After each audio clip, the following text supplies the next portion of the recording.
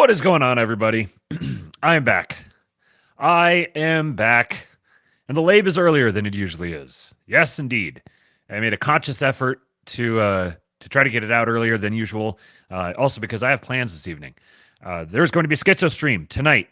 If you are a member of the King Pill Discord, or you have been thinking about becoming a member of the King Pill Discord, then you could jump in there tonight, kingpill.com. Go sign up and you could join us for the schizo stream as we dive deeper into one of the most fascinating offshoots of the QAnon movement. There's a series that we've been watching over there it is just about as schizo as it gets, talking about the continuity of government and a bunch of very interesting things associated with that. So we entertain ourselves with it. That'll be happening probably 8:30 tonight, Central Time. Just join the Discord if you're in there. Just be on the lookout. I'll be announcing when exactly it's going to kick off. Usually I jump in there and hang out and chat for a few minutes because whatever time I say is inevitably people come in later than that, and I don't want to get started without people there. So sometime between 8:30 tonight, Central Time, we will be schizo streaming, and I guess if you aren't super familiar with Discord, it may not totally make sense to you, but there's a community, there's a channel in there. It's a voice channel, voice video. So we just all jump in the voice channel, and then I just screen share and I stream whatever it is that we're watching. We've done movies, we've done crazy, like absolutely, you want to talk schizo, just completely into crazy science fiction land stuff, and then we're going through this series right now on devolution. So kingpill.com, sign up. All members of the Discord are invited to the voice chat. So I'll be hitting some everyone pings and buzzing your pocket and letting you know exactly when the stream will kick off. I don't think I have any other housekeeping. Apologies for missing the last couple of episodes. I periodically get what could best be described as migraines.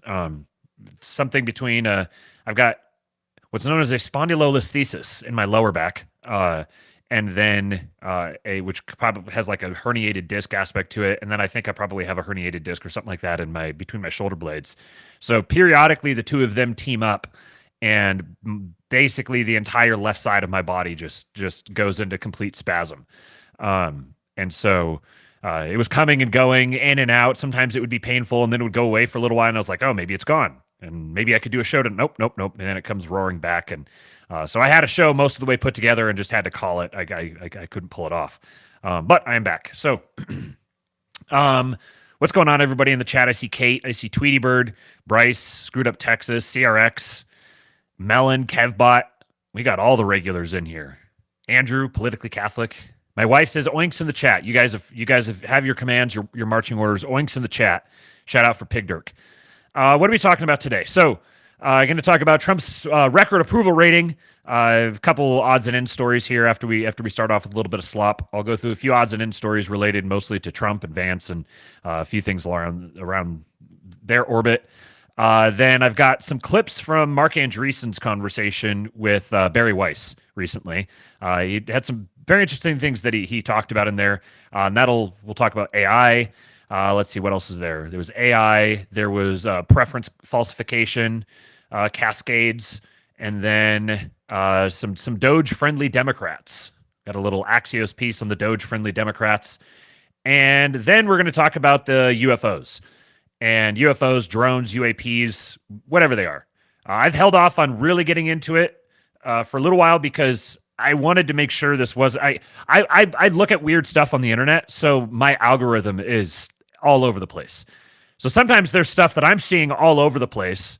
The algorithm's giving me every last tweet associated with that subject, but it hasn't really broken out into the broader conversation. So some of these things I have to hold off on them for a little bit to confirm. Is this just I happened to stumble my way down a weird rabbit hole and the algorithm is self-reinforcing for me, and so it seems like there's something, but it's not actually there.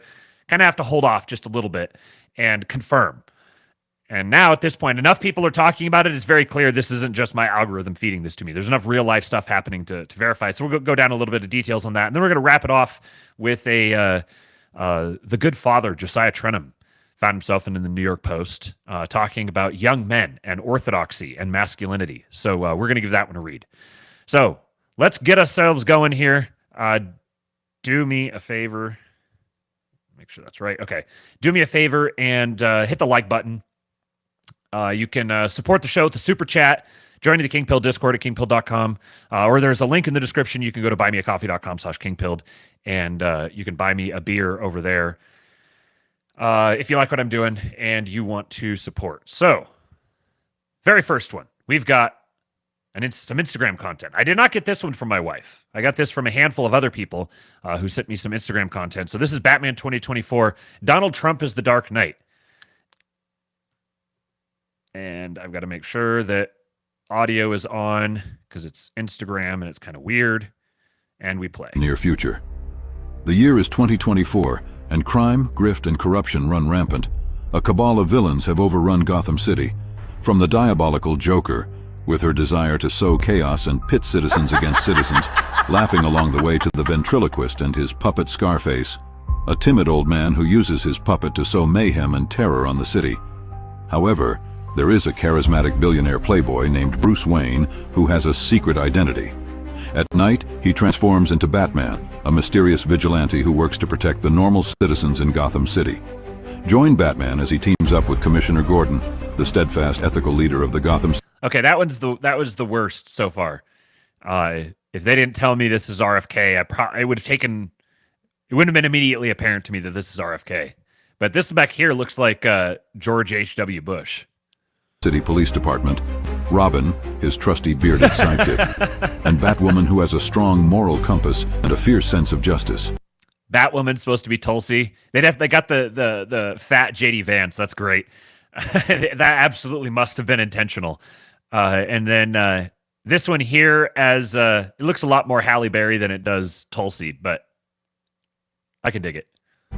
Our heroes fight for and defend the citizens against the craziness of the villains in Gotham who seek to use them as pawns in their own games. There is the Riddler, with his obsession with proving his intellectual superiority.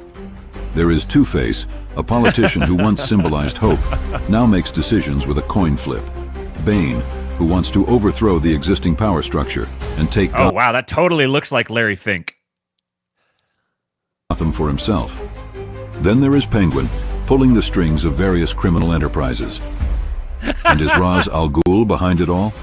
With his extreme methods, but in his mind, he is justified in his pursuit of what he considers to be good? There are other villains to fight too. Poison Ivy using her power to try and protect the planet, even though it costs innocent lives. The Scarecrow trying to control through fear, always emphasizing danger around the corner. The Mad Hatter wanting to force people into his vision of equality. And then Harley Quinn, whose antics are as entertaining as they are dangerous. And will Catwoman seduce Batman? Find out in this action-packed thriller as we discover what it takes to defeat the evil villains in Gotham City. It's Gotham. Man, it's crazy how much better the technology is getting. Mellon says, driving with Jay Ford, doing deliveries in North Carolina, and your boomer slop has thrown him into road rage. This is millennial slop. Thank you very much. I am 100% taking responsibility for that. All right, now I got to make it up to you guys. Shout out to Douglas Archer at Archer of the Yard, one of the most criminally underfollowed posters on Twitter. Go follow him at Archer of the Yard. He shared this video. He says, "My soul was supposed to be born into this world, but it accidentally ended up in my body. This country house is a family home and a place for families to gather at Christmas." You guys ready? Get ready to get cozy.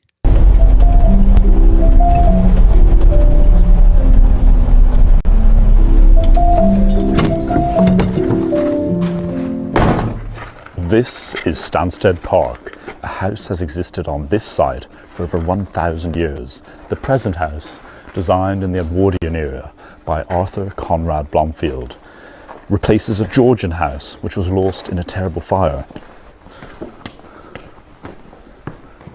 It was built by the Wilder family, but in 1924 it was purchased by the Ponsonby family, and it's in their stewardship ever since. This is the entrance hall. On a cold winter's day, this welcomes us for Christmas, a time for family to gather. So here at Great Houses and Estates, we wish you and your family a happy Christmas and a prosperous new year.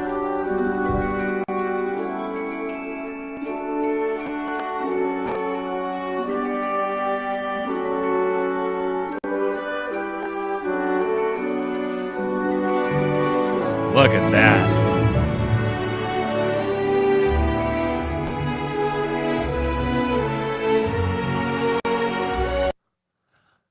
I am fully estate pilled.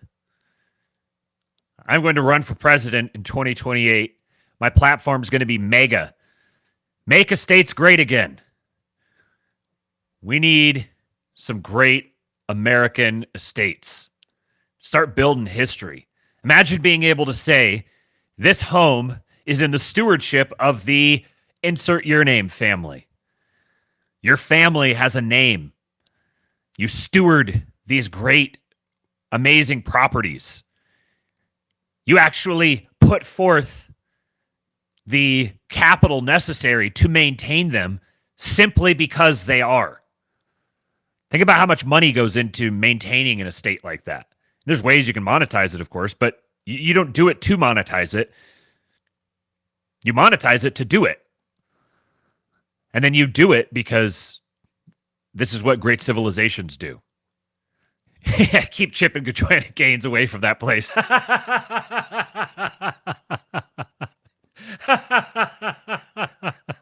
Here, here. That's the comment of the day. Straight Buster says this voice is in a different tax bracket from me. Yeah, no kidding. Oh, man. Okay.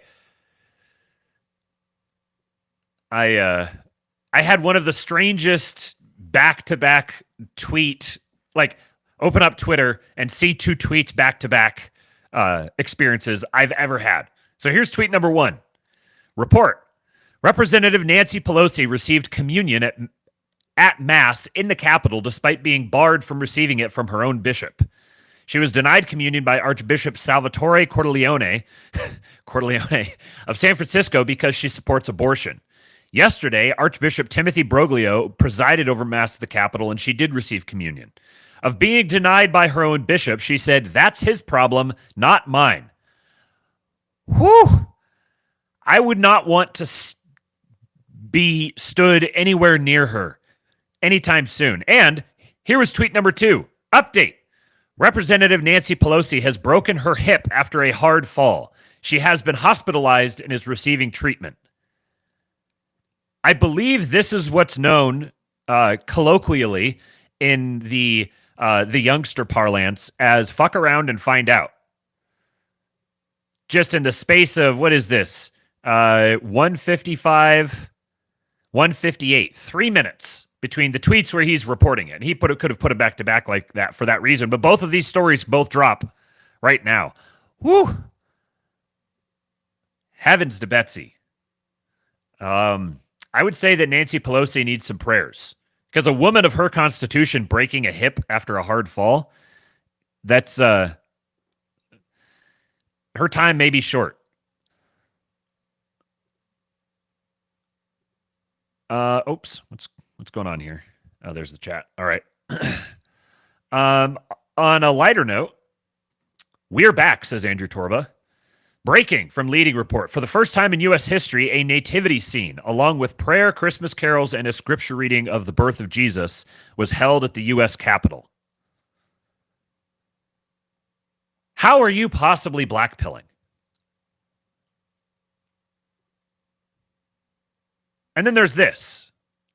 Well, first of all, there's this video of Daniel Penny talking about himself. As Captain Dreamer here says, just seems like a genuinely upstanding guy. Criminal what they tried to do to Daniel Penny. I mean, I'm not a confrontational person. I don't really extend myself. I think this type of thing is very uncomfortable. All this attention and limelight is very uncomfortable. And I would prefer without it. I didn't want any type of attention or praise, and I still don't. The guilt I would have felt if someone did get hurt, if he did do what he was threatening to do, would never be able to live with myself. And I'll take 1 million court appearances and people calling me names and people hating me just to keep one of those people from getting hurt or killed.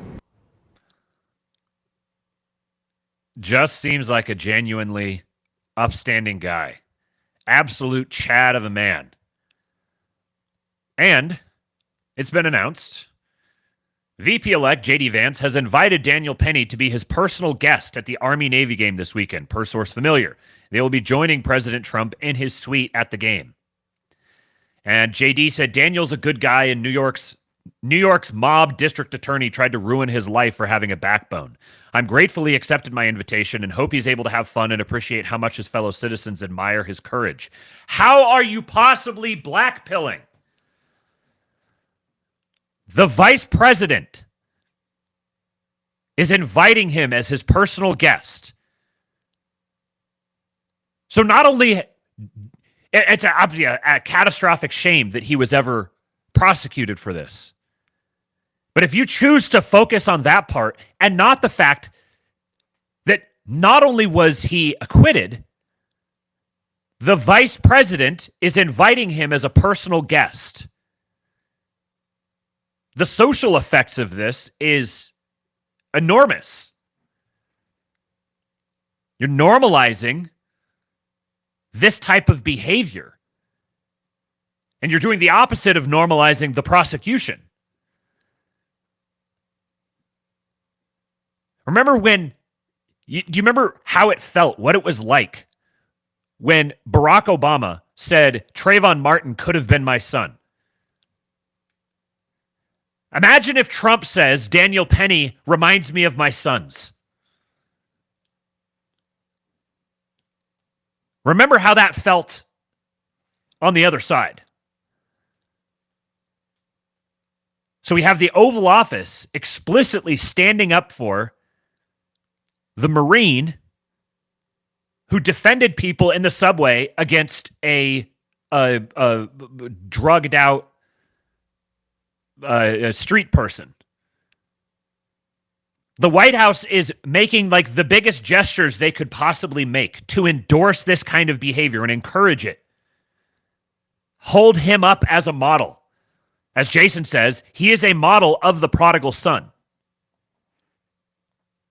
He's gone through a hero's journey. We're watching the hero's journey play out in front of us right now. And having it reinforced from the highest office in the land, which is what to 98% of the population, the White House is the highest office in the land. We are so unimaginably back.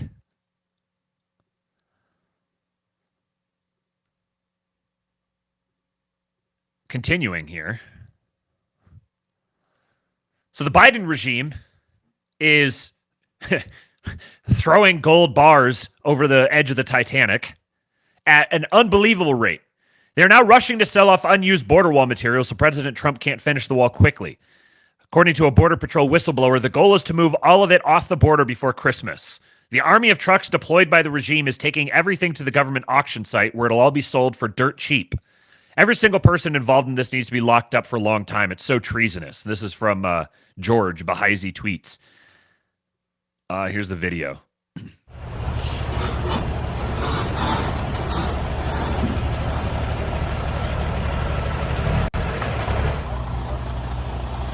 It's being taken north to a government auction site where bidding for an entire segment of wall starts at $5.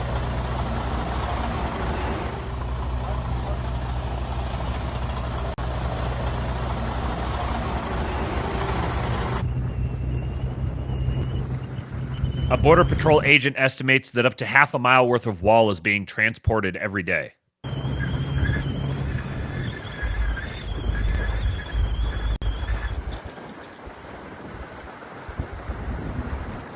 It's a lot of border wall.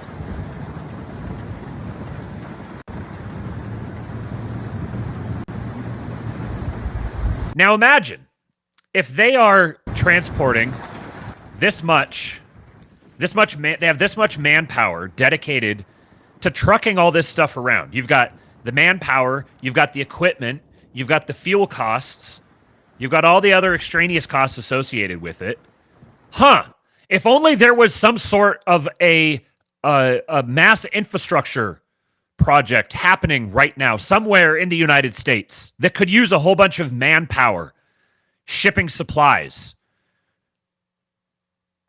Gee, I wonder if the federal government would have some sort of a responsibility in that area, given that they've been plundering people under the auspices of providing if something like that was to happen.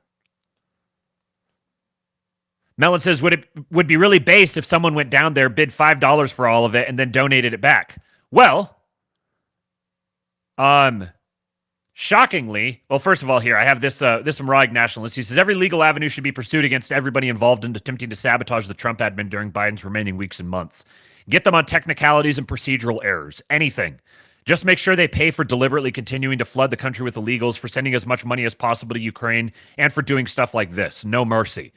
And 100%, he's exactly right. Now here is Texas Lieutenant Governor Dan Patrick saying he will buy the unused pieces of border wall the Biden administration is currently selling for $5 a piece. We will buy it in Texas and we'll give it to Donald Trump. Means business, and President Trump means business. And I don't know if you heard the latest today, Laura, but Joe Biden is now hauling off the border wall that's been lying down for years, and he wants to auction it off starting at $5 a piece. Message to the White House right now. I will bid on all of that wall, and we will buy it in Texas, and we will give it to Donald Trump. So I'm going to find out first thing in the morning where are we going to take the bid.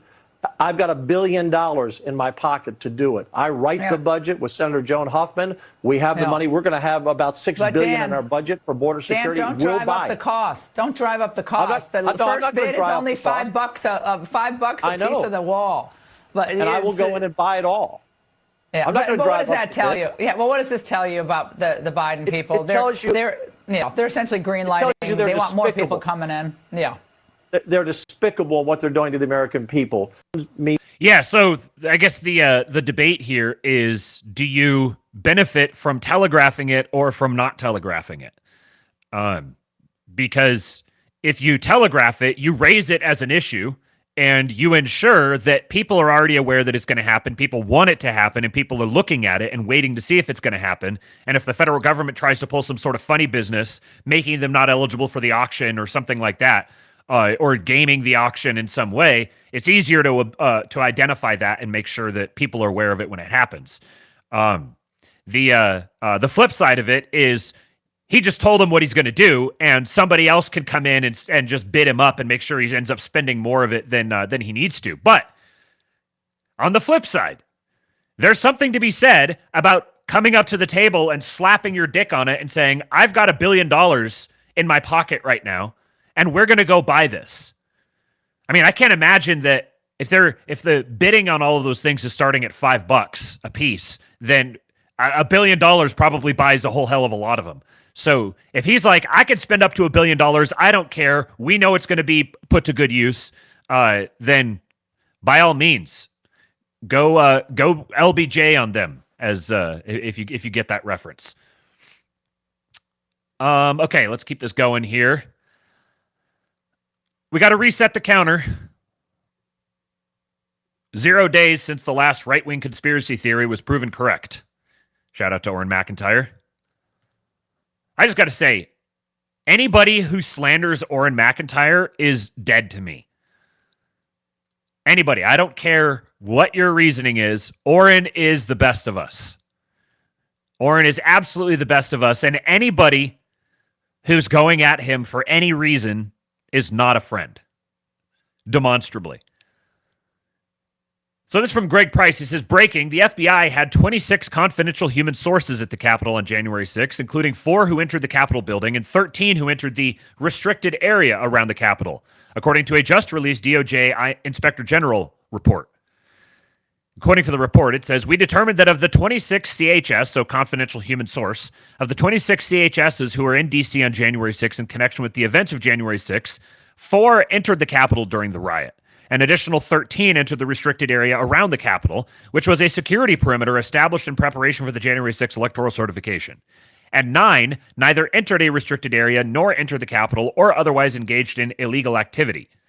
So of their confidential human sources, 4, 13, 17, so 17 of them or 19 of them. No, sorry, 17 of them. So 17 of them did engage in illegal activity. I wonder what sort of role they played in that illegal activity.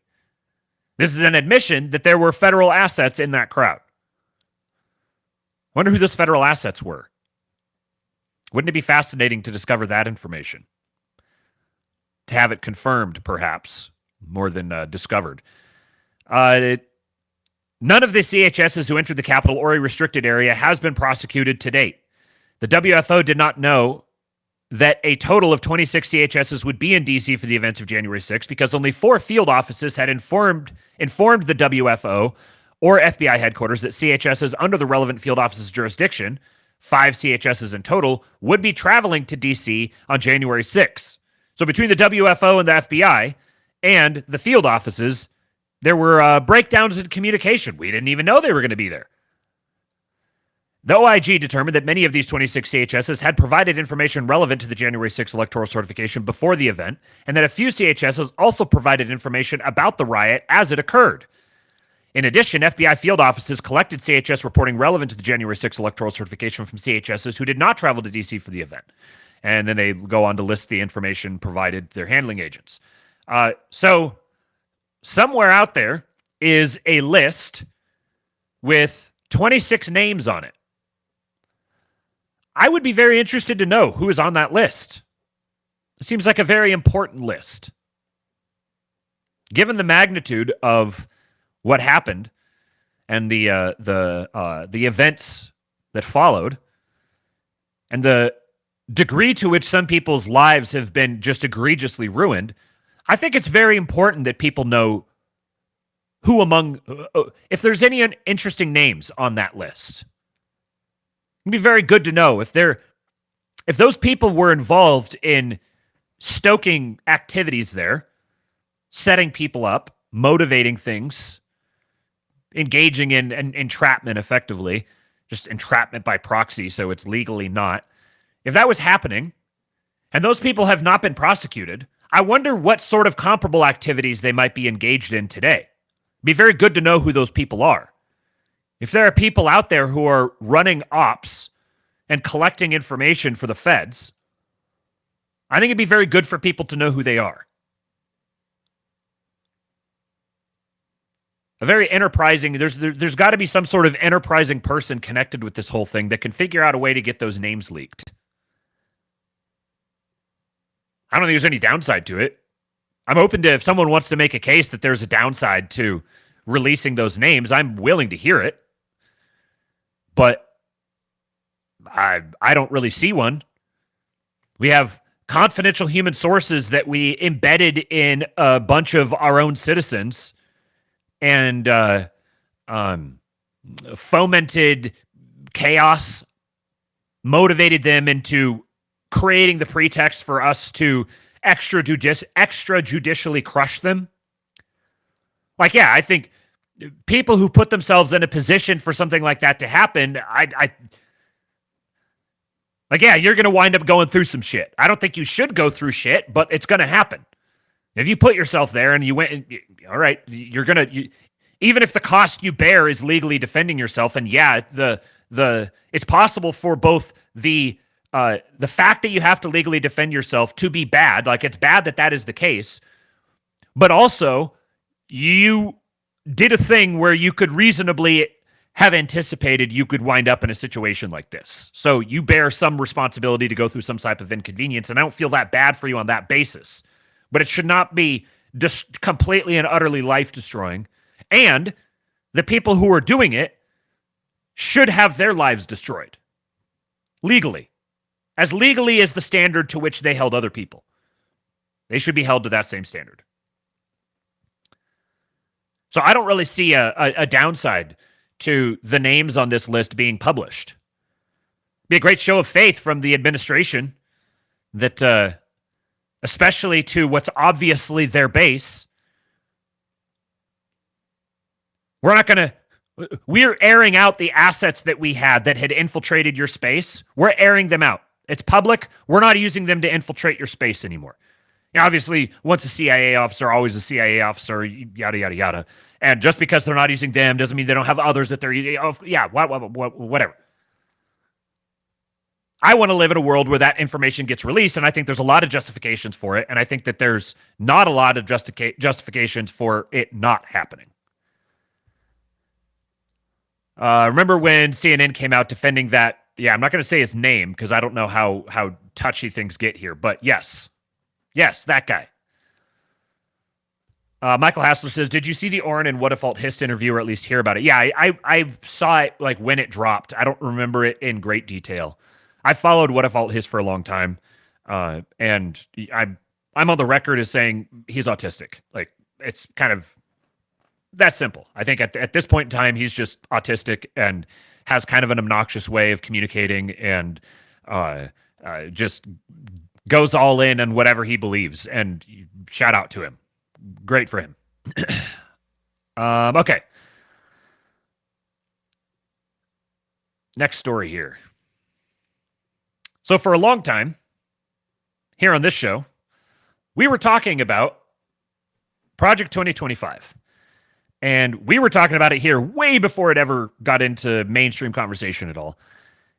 And then it started getting into mainstream conversation. And then it became this big thing that they were constantly trying to associate Trump with. And so then all the people said, oh, he's just going to, they were so stupid to talk about it. They weren't able to, now Trump has to distance himself, and we're not actually going to get all those things. And here's the standard GOP, as usual, undermining us, backstabbing us.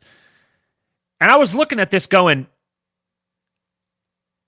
literally everybody involved in the Project 2025 project is a public ally of Trump's. Like, he's not disavowing any of these people. They aren't people he's at war with or people who have backstabbed him. These are all public allies, and many of them are very, very close.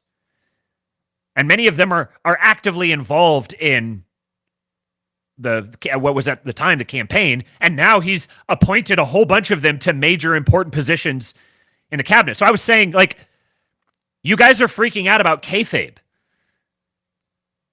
This is just like, go through Project 2025 and Agenda 47, and they're saying the same thing. Project 2025 goes into a lot greater detail, because also it's like, it's a thing that has been produced for every presidential administration since the first one that was for Reagan, I think.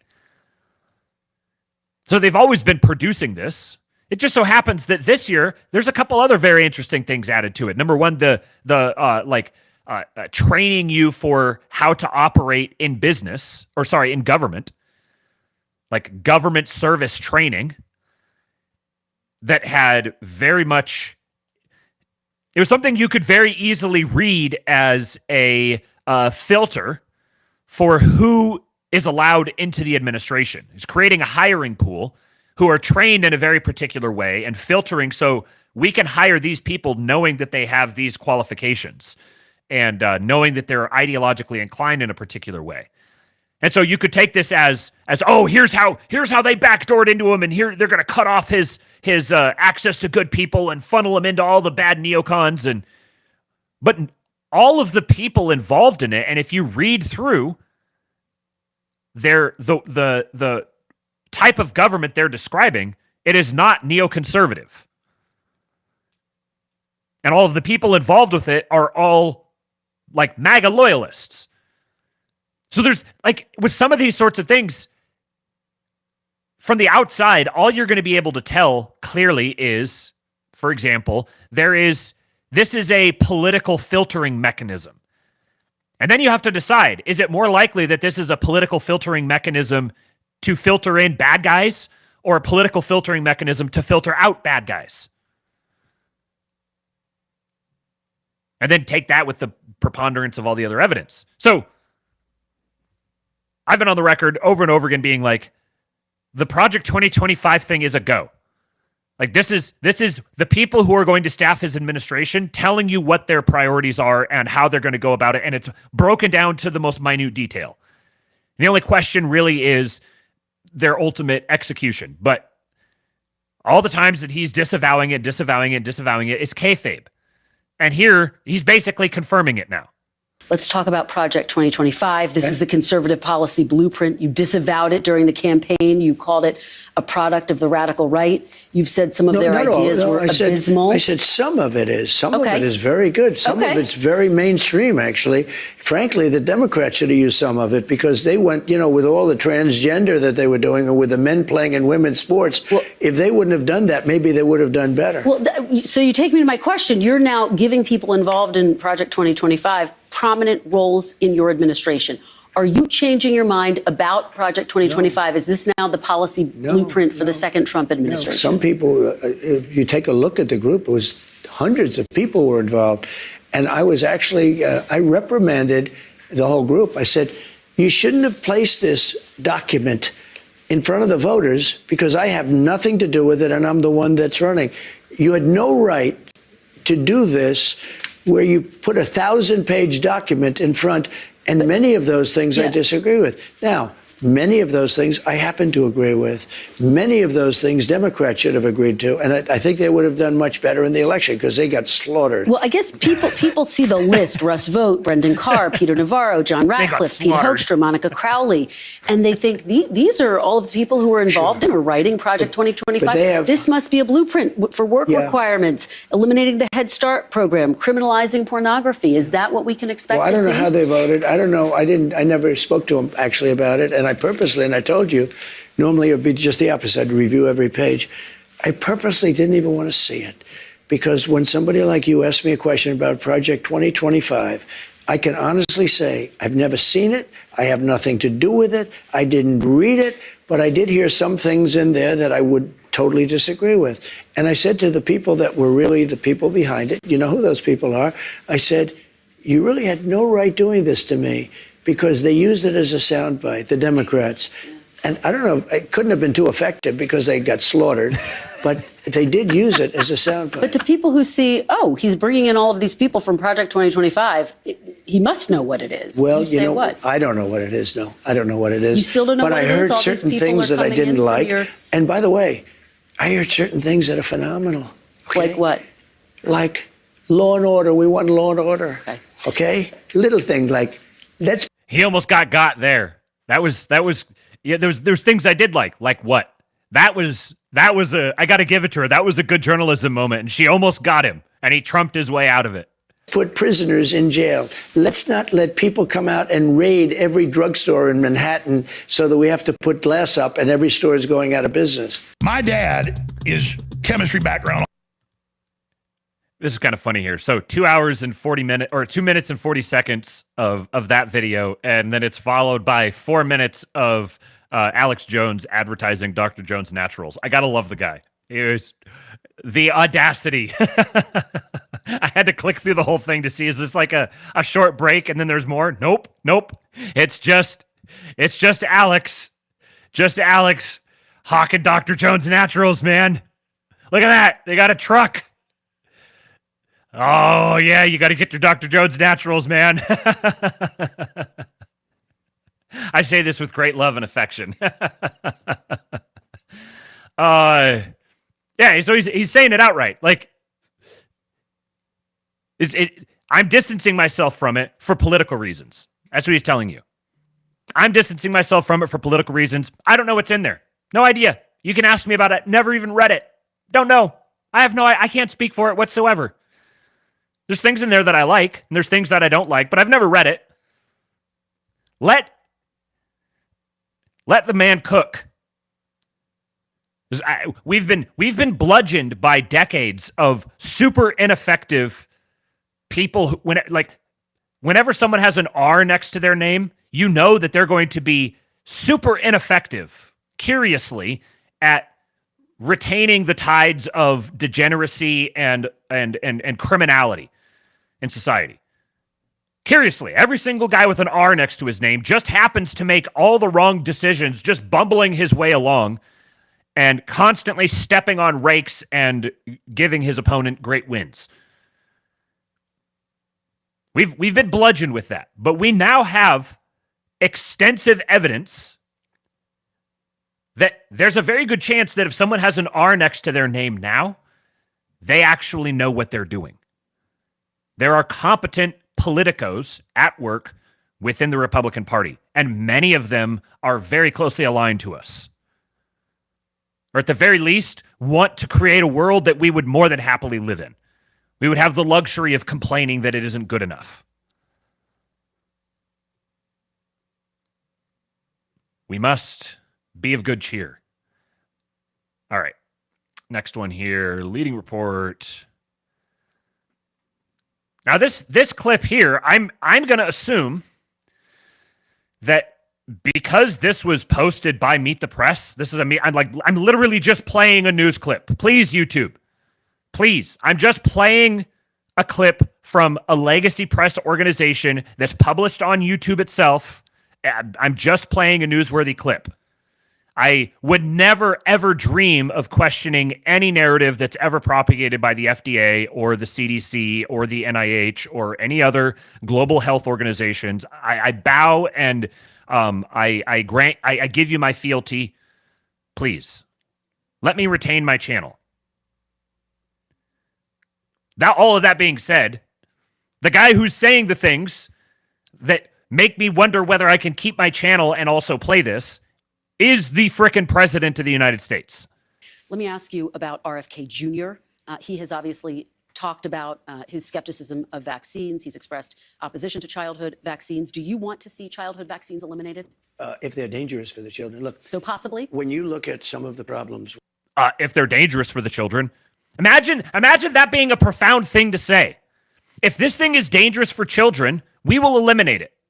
What? You won't keep the thing that's dangerous for children? If it's dangerous for children, we'll eliminate it.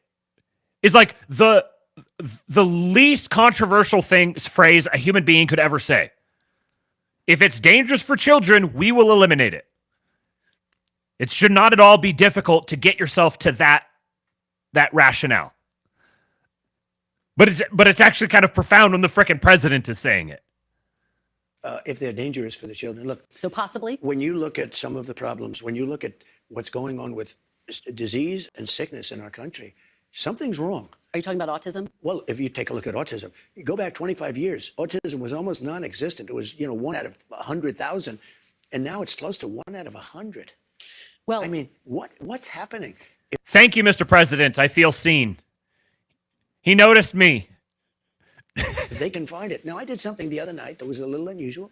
At Mar-a-Lago, I called the drug companies, the top drug companies, and I called RFK Jr. and Dr. Oz and some of his people. And I said, let's all get together and let's figure out where we're going. Because we're going to do a lot of things. Number one, we're going to reduce prices because the middleman makes more money than the drug companies, in all fairness to the drug companies. There's a middleman that nobody even knows who they are. And you look at our drug prices, they're much higher than the prices for the same medicine, for the same stuff. So we met.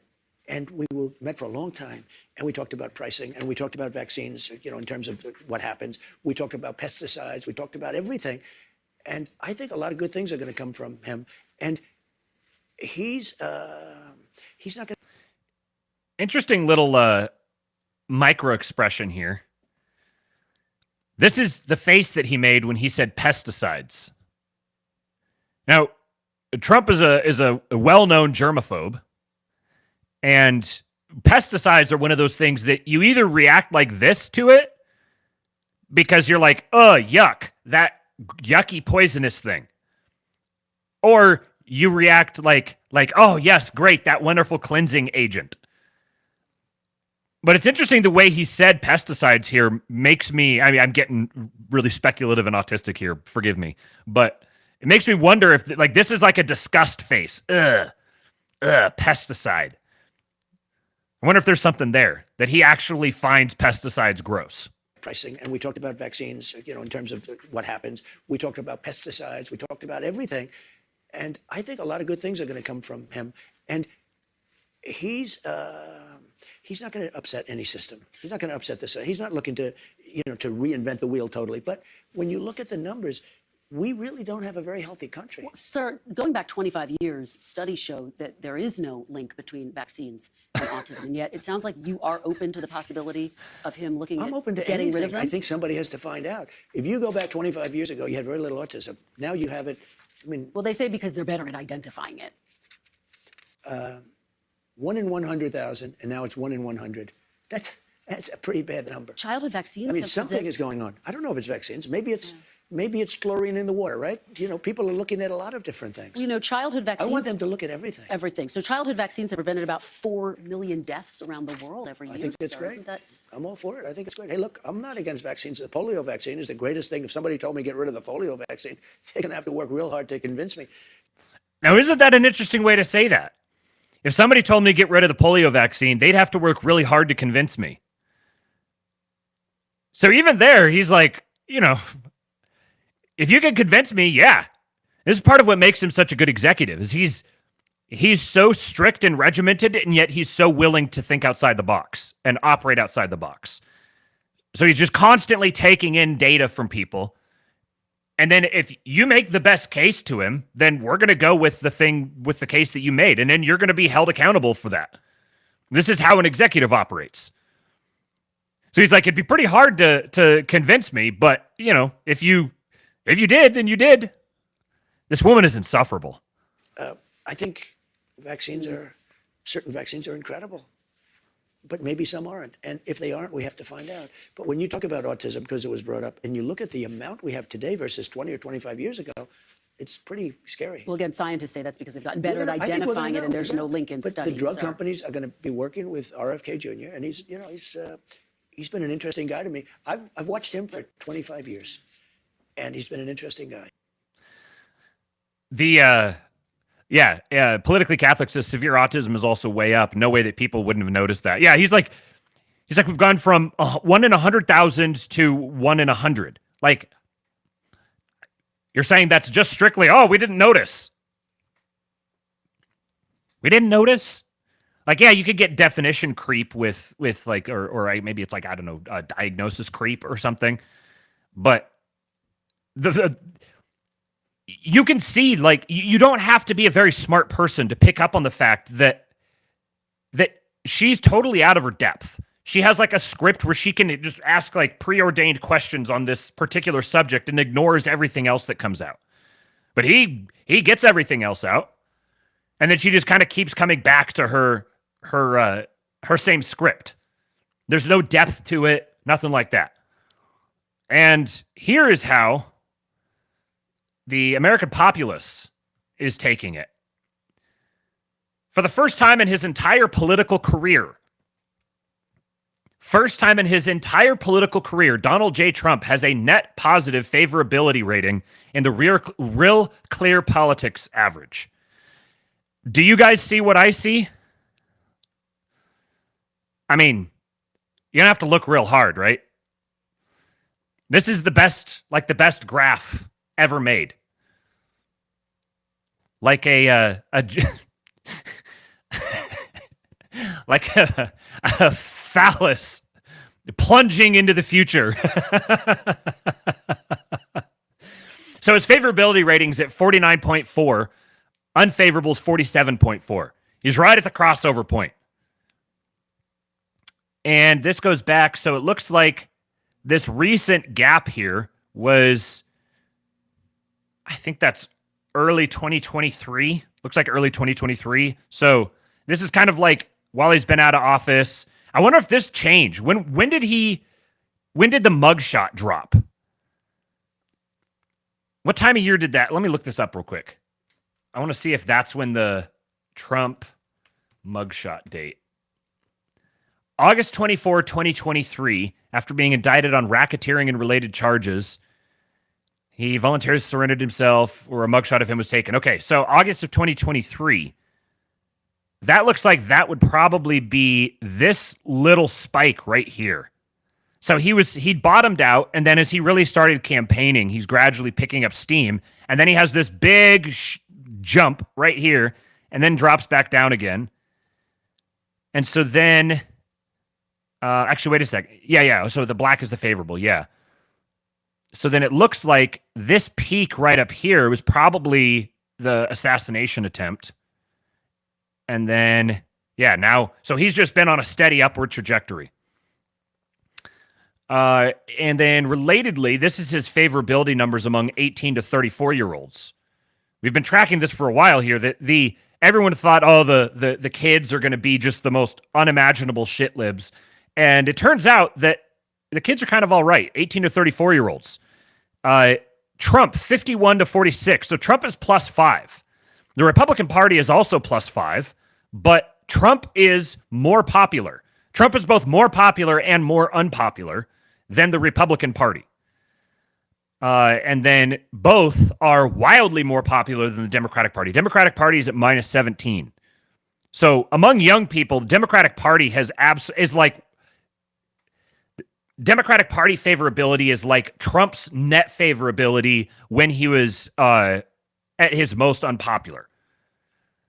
That's how young people feel about the Democrats. I was very interested to see how they redefine themselves, because it's been a long time since we've seen a political party take this big of an L.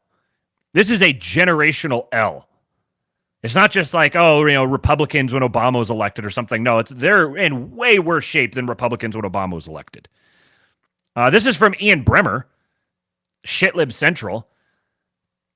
New York Times, the more diverse urban counties were, the more likely they would shift to Trump in this year's election. This is just like the most, oh no, look at that, the consequences of my actions graph I've ever seen. They built this entire coalition around DEI and just constantly slobbing the knob of minorities. And it's the most diverse urban counties who shifted the most toward them. The urban white shitlib has never been more, I don't know, under the microscope. Nobody likes them. Nobody wants to be around them. So you've got the Bronx at the most non-white and the greatest shift toward Trump. And then down here on the bottom, you've got Pittsburgh, Portland, Minneapolis, Seattle. All of them are much less non-white and stayed where they were relative to Trump. Now, some of these, so like Pittsburgh, is not nearly as blue as Seattle. This is their shift from 20 to 24. So they just didn't really move from where they were before. But Brooklyn, Los Angeles, Hudson County, New Jersey, Queens, Miami, the Bronx, all of them shifted. So it's very interesting. This dynamic is very interesting to me, that there's a developing political coalition between the most at least rhetorically, anti-minority group and the most diverse group. Like they're beginning to move into a coalition together. This is fascinating because there's so many ways that it could play out. It could play out with one or the other dominating each other, or it could play out with both of them kind of like it wouldn't be the first time that you would have a political coalition that existed for a while that was between people who didn't really like each other but had a greater common enemy, and so they sort of developed a mutual peace for a time. Very interesting to watch this play out.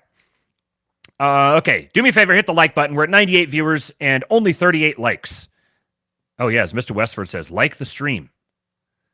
Please do. So preference falsification. This is from a tweet from Marc Andreessen. What happens when society-wide preference falsification unwinds in a sudden cascade? From the work of Timur Kuran, who you might know from being one of the first people interviewed by Eric Weinstein on the portal. Timur Kuran wrote this book about preference falsification, and this is as explained by Professor Claude, which would be Claude AI. Preference falsification occurs when people publicly express preferences that differ from their private beliefs due to social, political, or economic pressures. When this falsification unwinds suddenly, it creates a cascade effect that can rapidly transform society. Here's how the process typically unfolds. Stage 1, hidden tensions. Initially, many individuals privately hold beliefs that contradict the official or socially acceptable position. They keep these views private because expressing them carries real costs, social ostracism, job loss, or worse. This creates a gap between private and public preferences that can persist for years or decades. This has absolutely been the case for quite a while now. All of us have kind of gone through this, where we realize, hold on, like, I believe things that I can't really talk about publicly. That's like that phenomenon is at like an all-time high. Stage 2, initial cracks. Some triggering event reduces the cost of expressing private preferences. This could be a political reform, an economic crisis, or simply a brave individual who demonstrates that dissent is possible. If this person isn't immediately punished, it signals to others that the cost of truth-telling may have decreased. And right now, we're kind of getting all of the above here: political reform, an economic crisis, and brave individuals who demonstrate that dissent is possible. Stage 3, the cascade. Once enough people begin expressing their true preferences, a self-reinforcing cycle begins. Each person who speaks out makes it safer for others to do the same. The perceived cost of dissent drops rapidly. People update their beliefs about how many others share their private views. This creates a multiplier effect where small initial changes can trigger massive shifts. And once you recognize that this sort of cascade is underway, it's kind of like an avalanche. Like, once you see an avalanche moving, you can look out ahead of it and you can kind of tell where it's going to go. Like, how is the terrain shaped and composed ahead of the avalanche? You can tell, well, it's going to pick up steam and gather more and more snow and get funneled right down through this open channel. Or it's going to get busted up by trees and rocks and outcroppings and split off in a bunch of different directions. You can just kind of look at the terrain ahead of you and you can tell where this cascade is going to go. And so you could do that here right now, presently. And it's very clear when you start charting this out that we're at the very beginning of a massive preference falsification cascade. And these sorts of things it's a complex system. So when it changes, it's going to change non-linearly. So it's going to go with no change, no change, no change, no change, boom, rapid change. And so you have the gradualists who say nothing ever happens. Well, it's true that nothing ever happens until something happens. So the nothing ever happens is a position you can only hold temporarily. By definition, you can't hold the nothing ever happens position long term. So stage 4, system transformation. The rapid revelation of true preferences often leads to collapse of existing institutions that relied on forced consensus. Do we have any of those? Any existing institutions that rely on forced consensus? The emergence of new social and political arrangements, which as collapse of existing institutions happen, well, the institutions are centers of power. As they collapse, that power gets redistributed, which, by definition, creates new social and political arrangements. And psychological shock is people realize how many others privately oppose the system. A classic example is the fall of communist regimes in Eastern Europe in 1989. For decades, most people publicly supported the system while privately doubting it. When Poland and Hungary began reforms, it triggered a cascade that revealed the true level of opposition, leading to the rapid collapse of seemingly stable governments across the region. The key insight is that social systems can appear stable while masking enormous underlying tensions. When preference falsification unwinds, the change isn't gradual. It's sudden and transformative, like a phase transition in physics. The system doesn't gradually decline. It maintains a facade of stability until it suddenly transforms into something entirely different.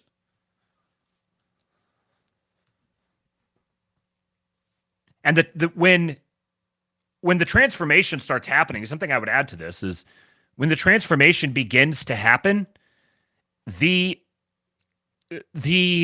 kind of almost seems to be at odds with what I was saying a minute ago, but I think both of these things are true. When that transformation begins to happen, the outcome isn't predetermined.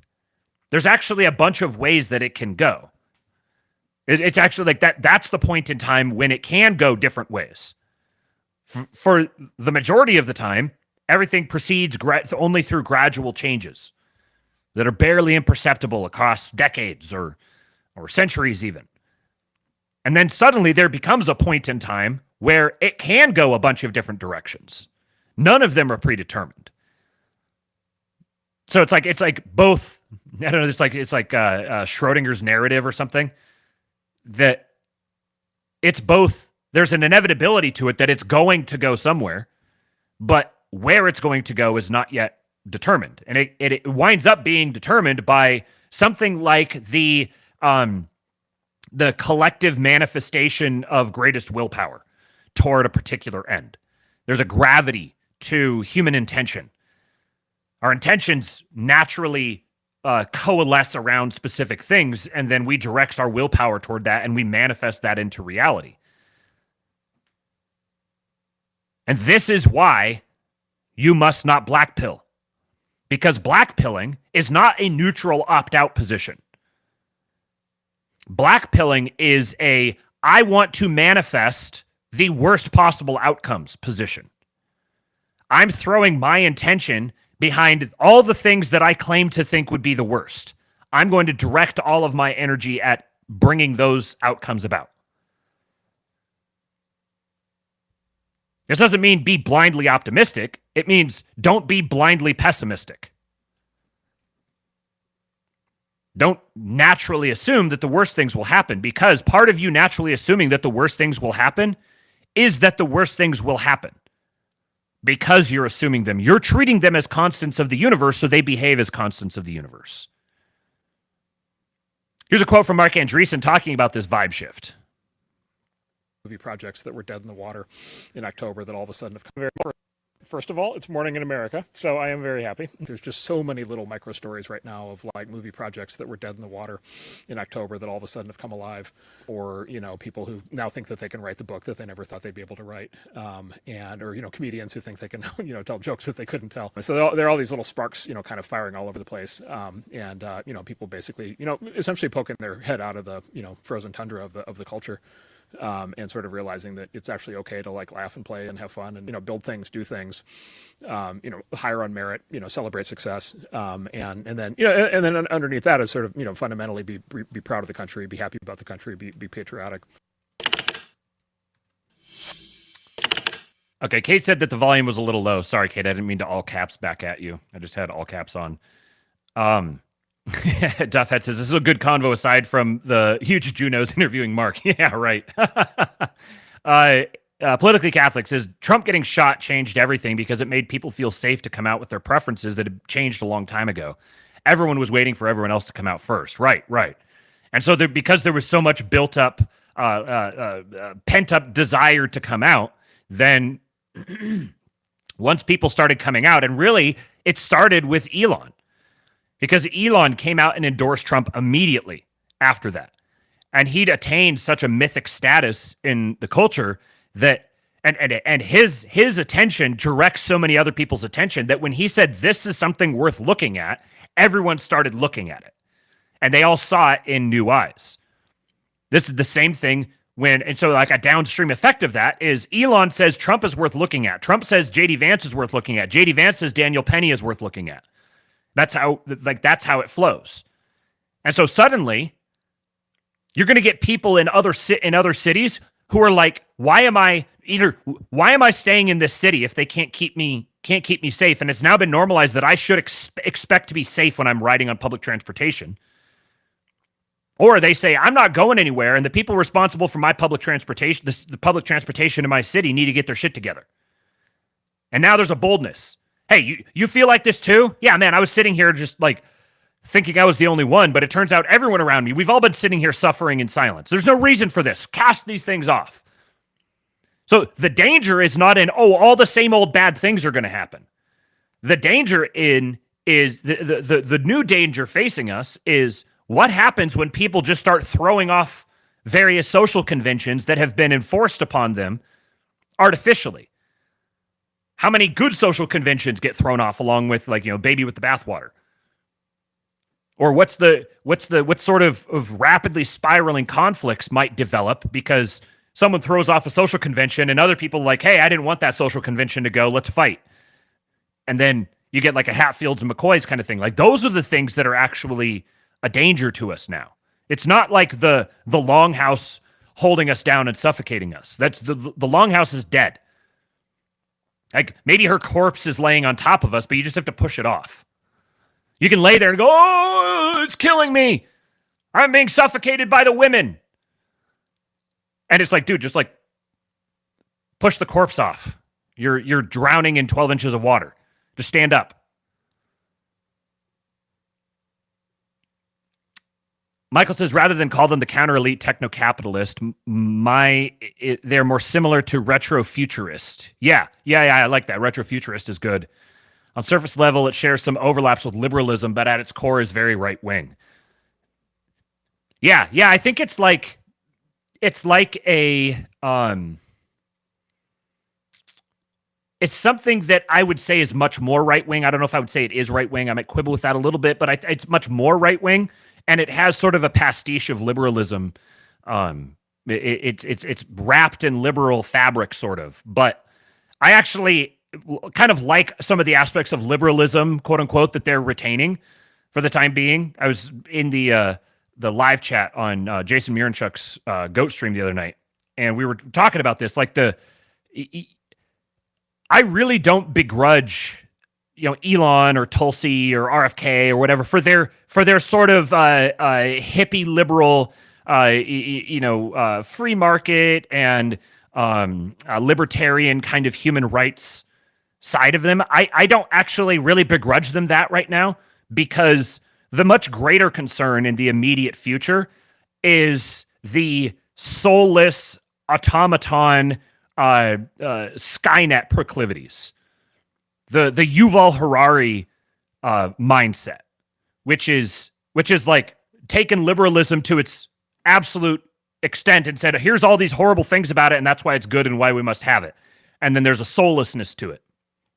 If people are holding on to their hippie priors, peace and love and all of that, I'm fine with them retaining that, because I think that we're gonna get some kind of a panopticon type of world. It's just there's an inevitability to it. It's you could never write the story of humanity without it going in that direction. The question is whether it's like, what is the programming going to be? What is the coding? What are the principles encoded into it? What is humanity seen as to it? Is humanity seen as something that's expendable? How is the human being related to by these sorts of automated systems? And I would prefer, in a world like that, for the people in power, at least as it's being created and installed and established, I would prefer for those people to be like squishy love and harmony people in their heart of hearts, than have them be the soulless human robot sort of creatures like Yuval Harari. Call me gay, I don't care. Okay, so here's an interesting. This is actually going to segue into the AI conversation very well. We'll get to that here in just a second. But before that, another Andreessen clip here talking about from the perspective of the founder. This is the deal. The people who decided to risk great things and try to build great things in the frontiers with the most potential for innovation at the time. This was the deal they got themselves into, and this is how they were being treated, which especially if you're dealing with a bunch of California libertarians, you can see why this would cause the sort of backlash that it is. There was basically something that was nobody ever wrote down, but everybody understood, which I call the deal. The deal was somebody like me basically could start a company, could invent a new technology. In this case, the web browsers and all the other things that Netscape did. Everybody would think that was great. And by the way, we got glowing press coverage. Everybody loved us. It was great. And then you could go public. You could make a lot of money. Also great. That was great. You would pay your taxes, and that was fine. That was obviously key part of the social compact. Within the context of a progressive tax system, that was fine. And then at the end of your career, you would be left with this giant pot of money, and then what you would do is donate it to philanthropy. That washes away all of your sins. Reclassifies you as from a sort of suspect business mogul to a virtuous philanthropist, and then that's that, and that's the arc, and it's all great and wonderful. And then by the way, along the way, the press loves you. You get invited, you get honorary degrees at all the universities, you get invited to all the great parties, you get invited to Davos, you get invited to Aspen, you get to come in and sit with the New York Times editorial board. You get, the dinner parties are spectacular.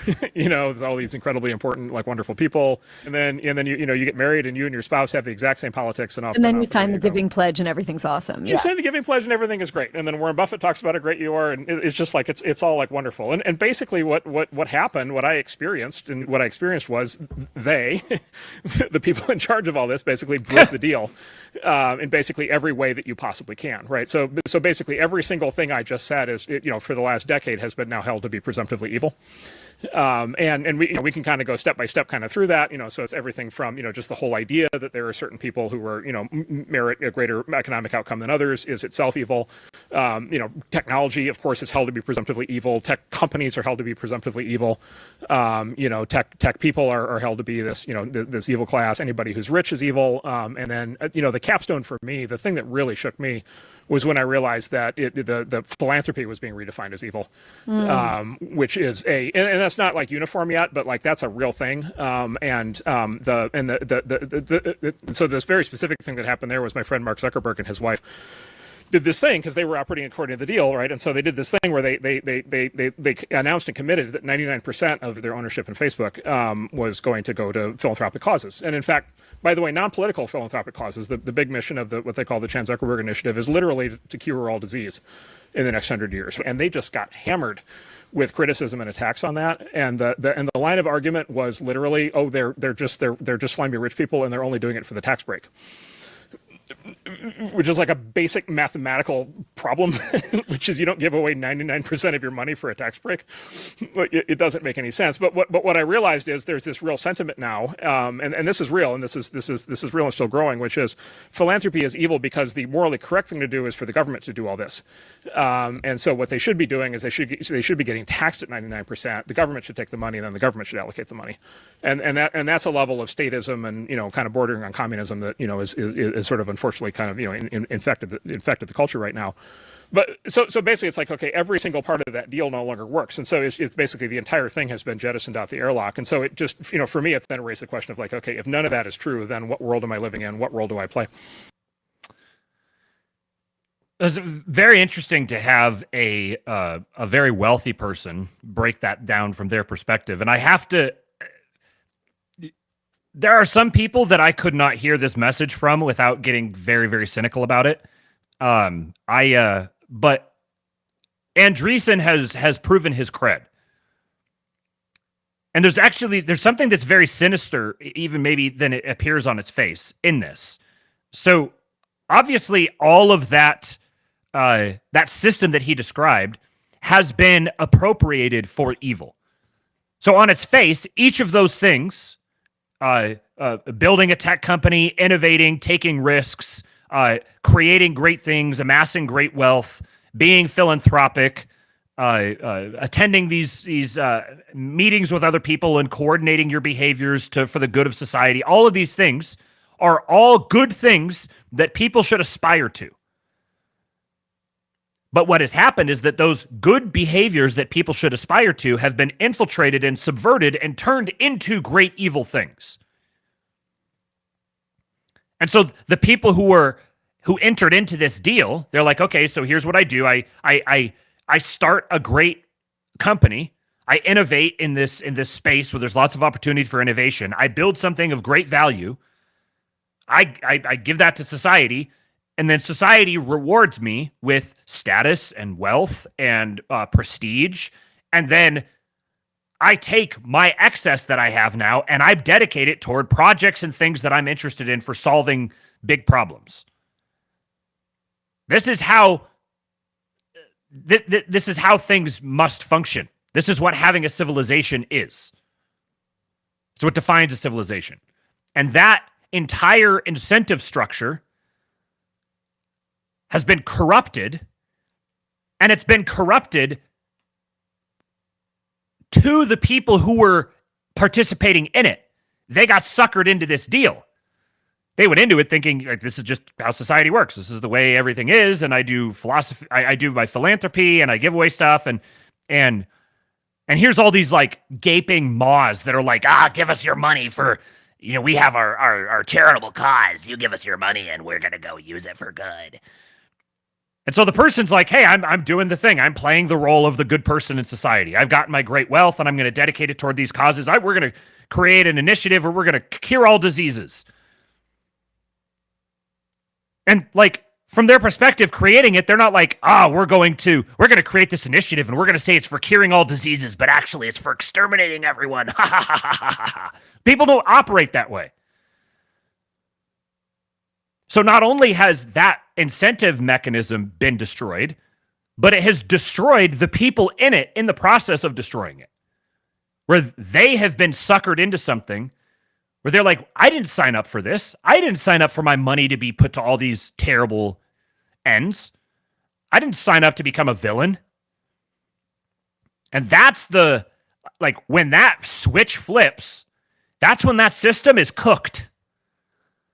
Because you also get the preference falsification cascade within that segment of people. So again, like our future issues that we need to be on the lookout for is chaos and like externalities that are a product of sudden changes. Not like malevolent people hunting us down in some coordinated manner. No, everything is breaking and shifting in a way that's far outside the control of any group of people. There's nobody that can manage this level of nested complex system infrastructure, like complex systems nested within complex systems, within complex systems, within complex systems, and all of them all changing at the same time. There's nobody that's pulling strings like that. No human. So everyone is along for the ride now. It's an earthquake that happens, and the earthquake is going to shift and move around, and eventually it's going to settle in some new place. And now there might be some huge gap in the ground in the middle. There might be some new mountain that's arisen. There might be a tsunami that floods everywhere. But nobody's like, if there's a tsunami, it's not because a whole bunch of people scooped up some water and kept it in a big giant vat above everyone and then released it. It's just an outworking of a bunch of broken systems all collapsing and transmogrifying into something else in a kind of sporadic, chaotic fashion.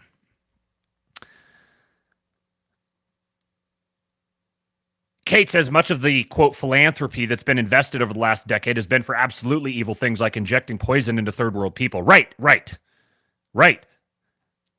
And I guarantee you that the vast majority of people who put their money into that project, those kinds of projects, were not doing it because they were thinking, hey, I'm going to finance the injection of poison into third world countries. They're like, I've got all of this money. I have no idea what to do with it. All these people are clamoring for it. And these people have this great health thing. Oh, this will be great. It makes me feel good. It make me look good. And they're going to go help the third worlders in their country. So yeah, here, what, $10 million? All right, here you go, $10 million. When those people find out that this is what's been being done with their money, they want a pound of flesh. When that preference falsification cascade burns through the elite class, that's when things change in a hurry.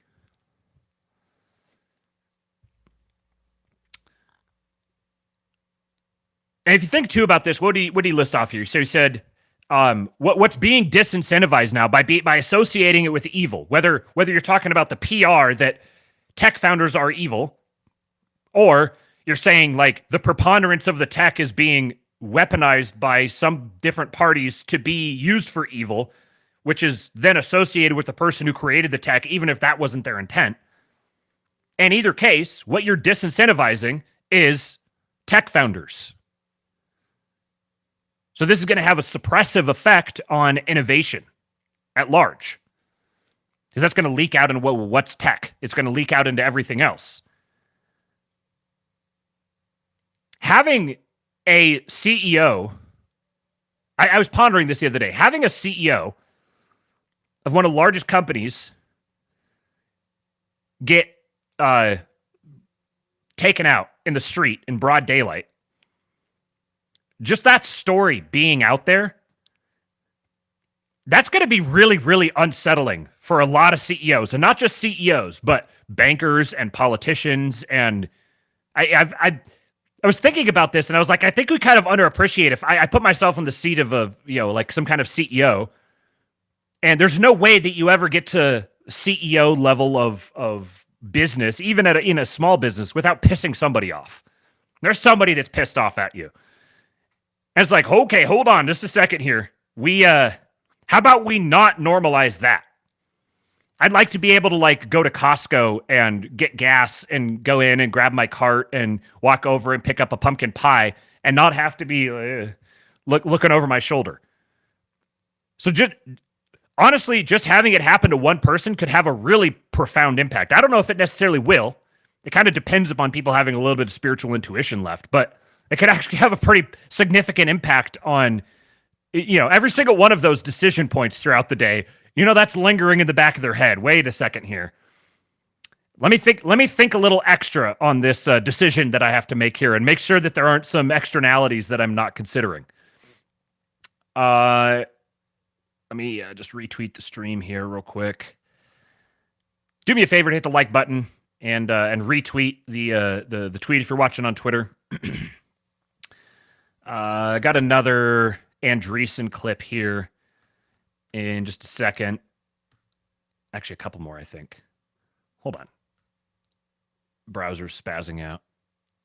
All right, there we go. Oh, yeah, that's a good point. Andrew says this isn't the first shooting. Trump was the first. The UHO CEO is the second. That's a very good point. Yeah, now we're starting to get a pattern. And that pattern is going to stand out a lot more to some people than it is to others. So this whole negative incentive cycle, now you're disincentivizing innovation, you're disincentivizing business, you're disincentivizing wealth creation, you're disincentivizing philanthropy, like genuine philanthropy. You're disincentivizing anything that involves striving for greatness by creating this dampening effect where it's either too risky or it's too socially unpalatable to do those kinds of things. And it doesn't really matter what the motivations are. That can't last. That can't persist. It's civilization ending. So here's Andreessen talking about AI and censorship, and this has been a very big bugaboo for him for a while now. He and his co-founder Ben Horowitz have been delineating how disturbing it was relating to the Biden administration as they got increasingly more and more hostile to an issue that they rightly recognize as a matter of immense national security. This is not simply just some business industry and they're like, oh man, it's making it harder for us to do business. No, this is like an existential civilizational level issue that if the wrong people are making the wrong decisions in this domain, it has grave national security consequences for us. Start with Sam was involved. Sam was a co-founder, but Elon was a co-founder. This is OpenAI. He's talking about Sam Altman and Elon. Sam Altman is one of the great villains of the day that doesn't get enough credit as a villain. Start with Sam was involved. Sam was a co-founder, but Elon was a co-founder. So just for full credit and context, Elon was the original funder of OpenAI. Excuse me, the original donor, and he was sort of the central founder. And he and Sam worked together, but like Elon was definitely either the founder, and was certainly a magnet for the early talent and as well as the funder. So Elon has been involved there from the beginning. Yeah, so look, I'm happy to go through the details on that. The umbrella thing that I think has been happening is the social media went on this arc that I've described from like 2013 to today, where it became a censorship machine. AI has gone on a hyper accelerated version of that arc. It happened basically right up front. It took time for social media to become a censorship machine. It happened on AI right from the beginning. It happened on AI right from the beginning because the AI companies learned from the experience of the social media companies, and they just said, well, if we're going to end up building a censorship machine over a decade, we might as well just do it up front.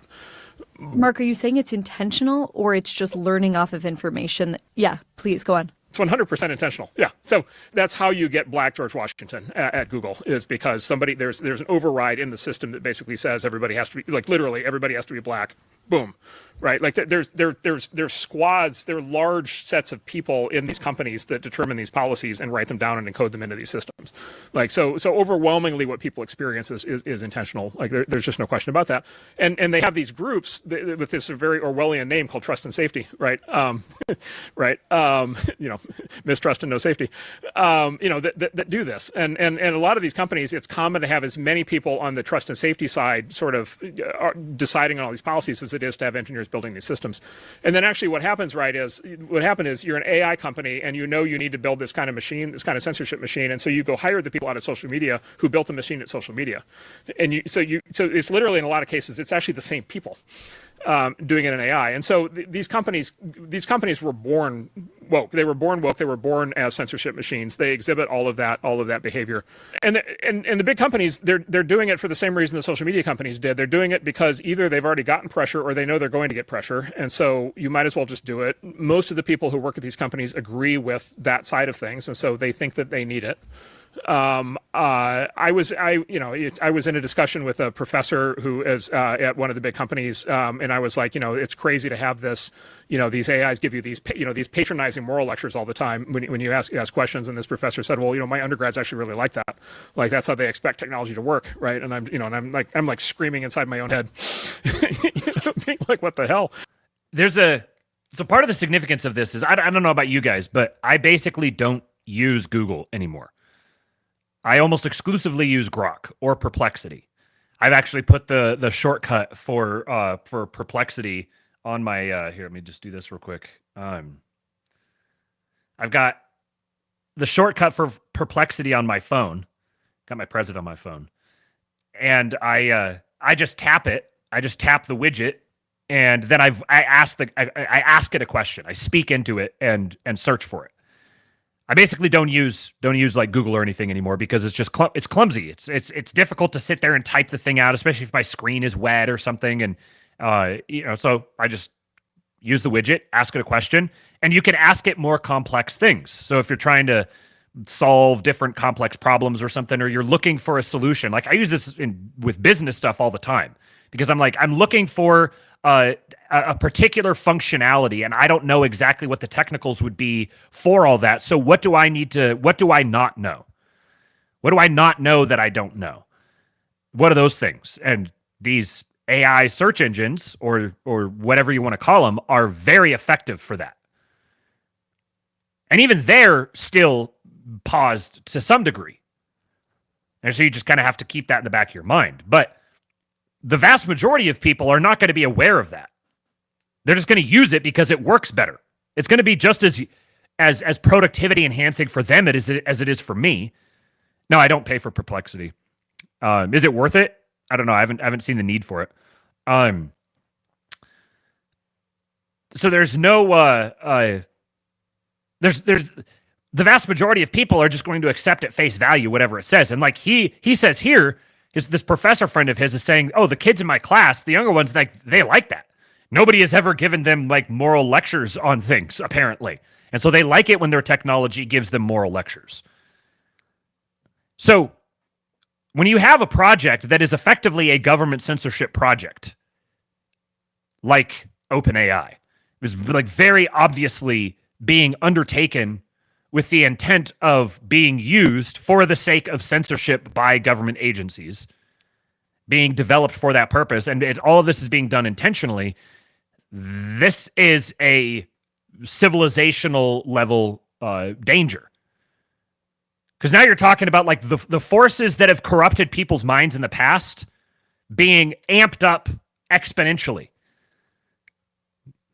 They're like negative brainwashing machines that are vastly more effective than previous brainwashing machines. And the big debate in the AI world is it like, which way do you wind up getting Skynet? Is it by having regulated AI or is it by having unregulated AI? And so you have the Sam Altmans of the world, the effective altruists, who say, oh, we need to have regulated AI. We need to protect people from danger, which makes them consciously or unconsciously makes them tremendous assets for evil forces. And then you have on the flip side guys like Andreessen who say, no, the way to, and I would put myself on the flip side, that the way that you get Skynet is by regulating something like this. We need to deal with the dangers of lack of regulation more than the dangers of regulation. And it seems as if the open, ironically, it's called open AI, but it's very much closed AI. The open AI perspective seems to be the one winning the day.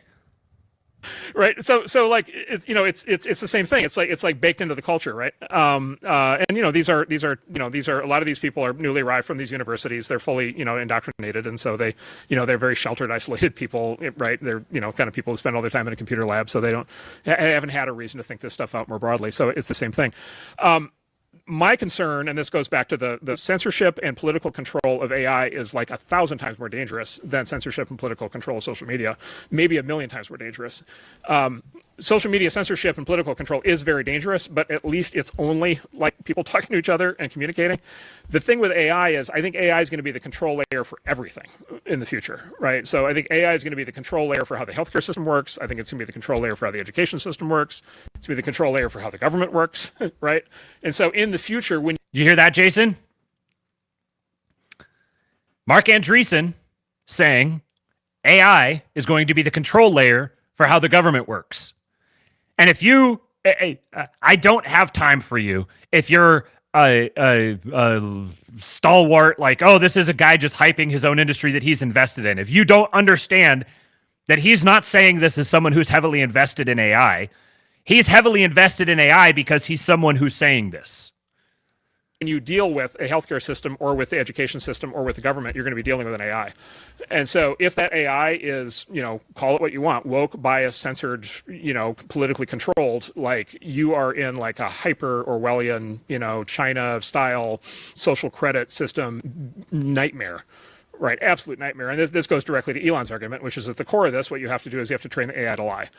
And it's just like, if you wanted to create the ultimate dystopian world, you'd have a world where everything is controlled by an AI that's been programmed to lie. Like, it's hard to imagine things getting worse than that. And the precondition, this hasn't rolled all the way out yet because AI is still new and it's not in charge of, it's not being put in control of everything. But like, this is where things are headed. And so it's like, I think vitally important that this not happen. My hope is that the culture changes, the case studies, and all the stuff we already just talked about, but all the stuff that this new administration might do, my hope is that this all gets kind of peeled back and thrown out into the sunlight, and people writ large come to really understand this, and people don't stand for it, and this doesn't happen. But like this has to be fought. Like this will happen by default unless people fight it. Are the incumbents pushing? Politically Catholic says AI isn't intelligence, it's agency. It's artificial agency as it's made in the image of his makers. You get Skynet if its makers are Skynet. Hazael says AI is an unbelievably efficient tool if you know how to use it. Right. Which means there is no like Luddite, oh, don't make it happen. No, the AI shouldn't be involved in all these things. It has to be blocked. Anybody who's developing an AI is cultivating demons, whatever. Like, AI is going to be developed, and it's going to be massively integral to like every aspect of our life. There is no getting around that fact. It's like saying electricity is dangerous, so anybody who's developing any technology for accessing or amplifying or using electricity is manifesting demons. It's on the same continuum as that. It's going to happen. There is no not having AI because of the potential upsides that come with it, and those potential upsides are very real. The sort of innovation that can be done by being able to engineer greater and greater solutions with greater depth and nuance and specificity is going to have positive effects, it's going to have negative effects. The extent to which the negative outweigh the positive is, or vice versa, the positive outweigh the negative, is the extent to which good people get involved and work to minimize the negative effects. There is no opt out of this. Just like there was no opt out of using electricity or using the internet.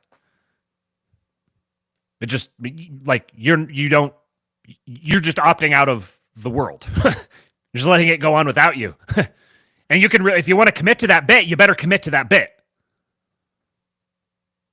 But even the Amish exist the way they do in large part because they're allowed to by everybody else not existing like that around them. So these things are going to be, you're not going to be able to function if you have like a principled opposition to using anything associated with AI, you're not going to be able to function.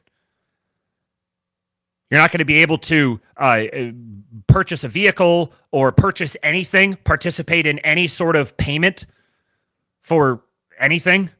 You're not going to be able to purchase utilities. You're not going to be able to use the internet. That's how foundational and fundamental it is. So the only option here is to fight the good fight, as Marc Andreessen is, to try to make sure that it doesn't fall into the hands of the control of evil people who want to use it for evil purposes. Or at least it isn't dominated by that. Elon tweeted this, an Axios link. He says, cool.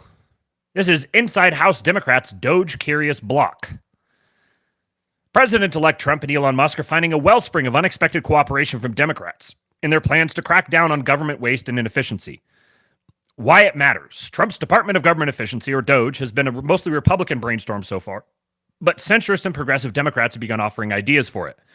Representative Jared Moskowitz, Democrat from Florida, the lone Democrat to join Congress's new DOGE caucus, told Axios he thinks more Dems will join the caucus. Doing so, quote, gets you a voice to fight for the things where there's bipartisan agreement and fight against the irrational things that will probably get proposed, he said. Axios interviewed more than a half dozen House Democrats who, rather than balk at DOGE, had suggestions for how it can streamline the government and cut spending. These lawmakers hew younger in male, interesting point, and some have open ambitions about running for higher office. They're seeking to answer Republicans' tech billionaire-led rebrand by flipping the perception of Democrats as unquestioning champions of bureaucracy and embracing a sleeker government. So here is, you want to see what the future of the Democrat Party is going to look like. It's going to look like these guys. Moskowitz's big idea is to shrink the sprawling Department of Homeland Security, including by making the Secret Service and FEMA independent agencies that report to the White House. Representative Ro Khanna, Democrat from California, offered several ideas: cutting agency redundancies, consolidating export promotion agencies, and instituting self-populating tax forms, as well as the more liberal idea of scrapping fossil fuel subsidies. Representative Greg Landsman, a Democrat from Ohio, proposed cutting federal management and reducing the size of many government forms, particularly those used for student financial aid applications and tax returns. Representative Richie Torres, Democrat from New York, suggested making it easier to obtain permits for infrastructure and development projects, an idea Trump himself floated Tuesday. Representative Jared Golden, a Democrat from Maine, said he's working on a bill to, quote, move all the federal agencies out of D.C. and send them all over the country, which Trump and his allies have long embraced. Moskowitz and Khanna both proposed upgrading the federal government's notoriously outdated and slow IT systems. So the reason I wanted to share this is because what you're seeing is the Trump initiatives that are already underway. You're starting to get a picture of which things are going to be obstructed and which things aren't. If all of these guys, there's also a vibe shift thing. You have all of these guys who are like, hey, yeah, this thing that, a bunch of the media people are howling about, actually, this sounds like a great idea. Let's get on board and let's work together on this. That means there is a bipartisan consensus with a few holdouts. There is a bipartisan consensus on the DOGE mandate. Now, obviously, they're also getting involved so they can try to obstruct or blockade other things.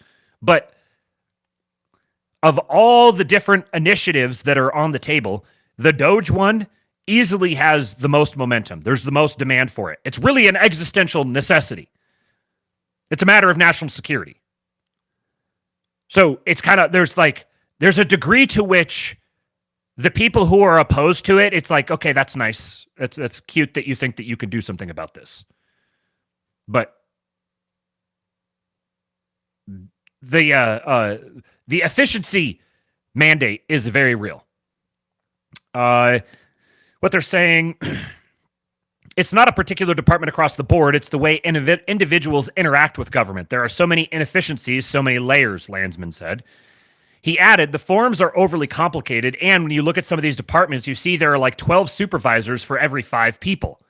Democrats and Republicans should work together to make government more efficient without hurting people, and whatever we can come up with as a team would be great, said Representative Tom Suozzi, Democrat from New York.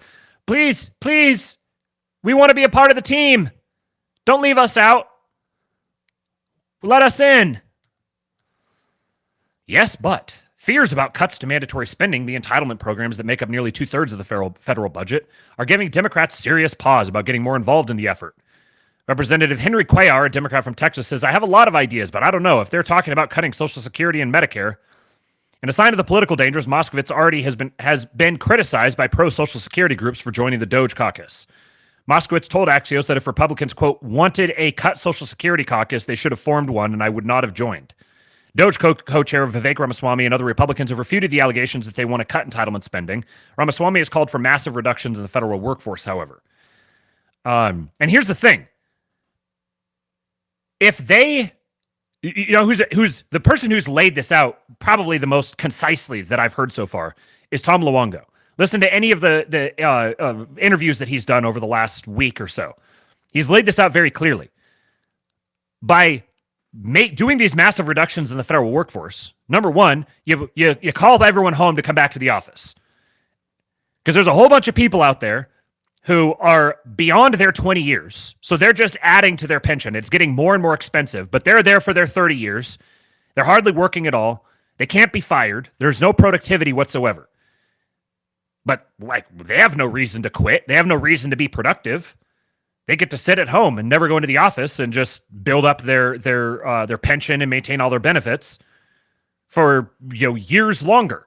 So all of those obligations for Social Security and Medicare and their pensions have to be factored in as long as they're there. But if you call them back to the office, there's a good chance that many of them are going to be like, no, I'm not going back to the office. If you're going to call me back, then I'm happy to retire, cash out now, and not, I'm not going to go back to work. So that gets you some, however many. The remaining ones, you can offer them a buyout. Like, we are going to give you a generous buyout for 2 years. If you think about what those people are owed over the next 10 years, you offer them a really generous buyout for 2 years. So you don't even have to work. We're going to give you everything for 2 years. You live like a king. And in that 2 years, while we're paring everything down and completely restructuring the economy, then and completely restructuring the balance sheet, then at the end of that point, we'll have reshored a bunch of stuff, and everyone's going to be hiring, and you can go out and get another job. Or you could go get a job right now and get 2 incomes. That's the pitch that they're going to make a lot of people. And they have so much money to work with to do something like that. Especially for the people that they could reasonably fire. But given the amount of money that is going to be owed to these people over the next 10 years, you can give them a portion of that, and we're going to give it to you all up front. But then those no longer become obligations for the future.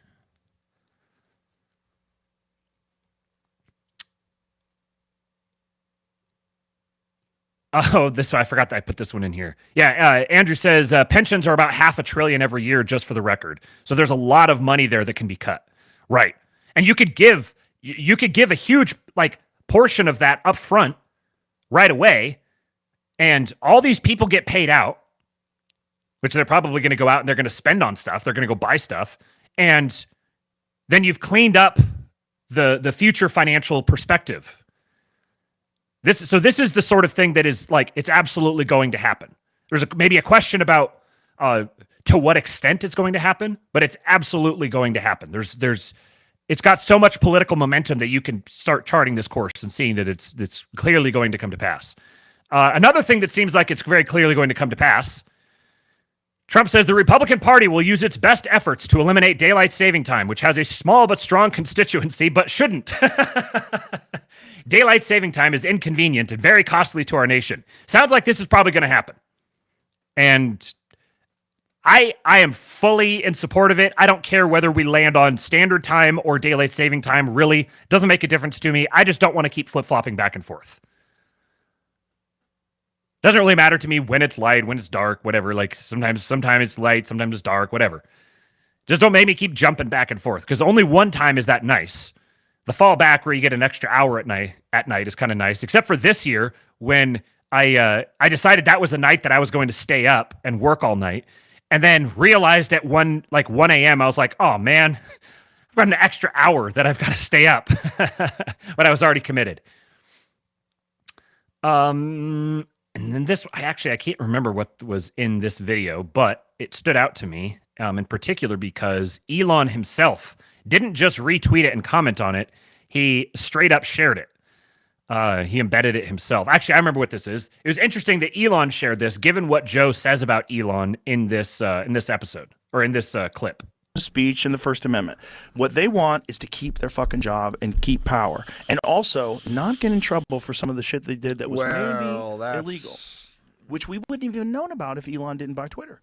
Yeah, I mean, I agree. I think the Elon buying Twitter was like that. It's a game changer. A game changer. The fork in the road for civilization. Yep. Yeah, it's wild to think, isn't Marc it? Andreessen has said there's two forks in the road. There's one, Elon buys Twitter, and two, Trump turns his head and doesn't get shot. Those are the two. Yeah. If those two things don't happen, who fucking knows where we are? I don't disagree. And you look at those both scenarios are both like 1 in a million. Like, how would Trump turns his head, like that's wild. Right. But then like how would a guy like Elon exist, first of all, in our lifetime? Right. What are the odds? What are the odds, right? That has the vehicle of Twitter or and all the things line up. Not just has the vehicle, has so much fuck you money that he's willing to blow $44 billion on something that's worth $200 billion, maybe. Right. So, or rather 20 billion, maybe. Right. So one of the things that there's this narrative, he's such a bad businessman, Twitter is worth $20 billion less than when he purchased it. No. It was never worth that much. He overpaid for it. Right. He overpaid for it on purpose. Yeah. Knowingly. Yeah, knowingly. He wanted to take control of this fucking thing that has always been so important to us, which is the First Amendment. Yeah. I thought it was very interesting that Elon shared that, particularly the part about overpaying for it. I don't know if that's him saying he actually consciously overpaid for it, but I think he did consciously overpay for it, at least what it would have been valued, because he recognized that the financial value of it paled in comparison to the cultural and political value of it.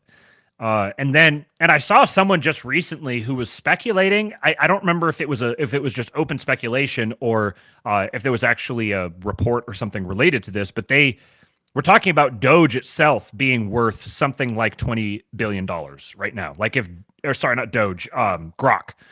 That if Grok was just its own standalone AI product, it alone would be worth something like $20 billion. Which is interesting to consider. There's been a bunch of updates they've done to it recently, especially images and stuff that I haven't had a chance to play around with yet. But I mean, and I think the plans for X are just barely underway. There's so many different things that can be done with it. So you've got the data, you've got the ability to map public sentiment, and then you've got the AI product itself, which goes with the data, and then and I think the XTV is where things are really going to get fun, because once XTV really dial into that more, it could completely replace. It's already replacing cable news in the sense that the news comes from X to the news, but X can replace cable news as a medium altogether. It can do cable news better. I've said this before, but imagine going to your boomer parents and downloading the XTV app onto their smartphone and then subscribing them to Pete Quinones. And you get a call from your dad that says, hey, on Pete's stream tonight, he said, yada, yada, yada. This is real interesting. Like, that's what they sit down and watch in the evening. Pete Quinones is streaming, or I don't know. The Old Glory Club is streaming. Jason Miranchuk is streaming. I get all my news from Miranchuk now. That's a very conceivable, relatively near-term future reality. Okay, we're on to the last window. Now we talk about UFOs. I know you guys have been waiting for this one. Yeah, it takes an insanely genius turbo autist to truly unlock a platform's potential. Right. Oh yeah, what was the Pete and Thomas 777? It's welcome back to Every Single Time Radio. This is your host Pete Quinones, and I'm joined by my co-host Thomas 777.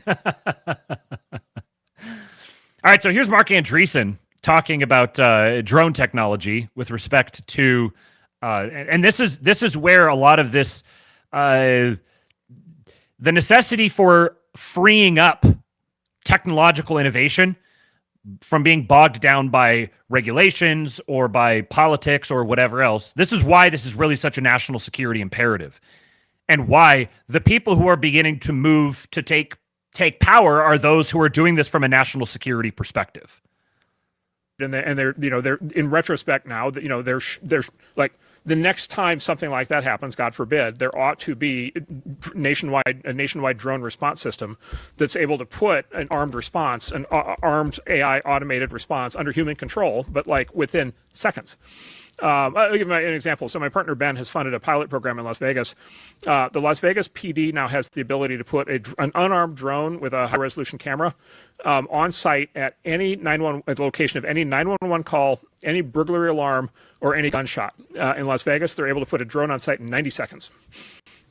Wow. Right, and that has two consequences. Number one, if something goes wrong, if there's a break-in or whatever, there's something happening, a carjacking or whatever. Number one, you're gonna have instant response. You're gonna be able to see it. By the way, the drone can then follow the perpetrator, right? So the guy drives away, the drone follows, right? So you can't get away from these things. And then that means that the police officers are not at danger when they go in blind because they don't know what's happening, right? And when police encounters go bad and somebody gets shot and killed, a lot of it is because you have a live police officer under stress in a situation that's unclear where they don't know what they're going into and something goes wrong. So if you have the drone in there, even if the drone doesn't have a weapon on it, you have the visibility such that the police officer will know what to do when they get there, and there's much higher likelihood of things going better and lives being saved. That's one, but two, the deterrent effect, right? If you know that in Las Vegas, if you shoot somebody, you're going to get caught by a drone, like or break into a 7-Eleven at 2 a.m, you're not going to do it, right? And so these are just examples right now of the kind of technologies that could be deployed. And again, these are I'm talking about unarmed drones, but just like eyes on, massive deterrent to crime. And so there's examples of that basically all the way across all these systems, all the way across the military, all the way across law enforcement, civil services, fire, emergency response, all basically just across the board. There's all these things that you can do. And again, on this, China is racing ahead on every.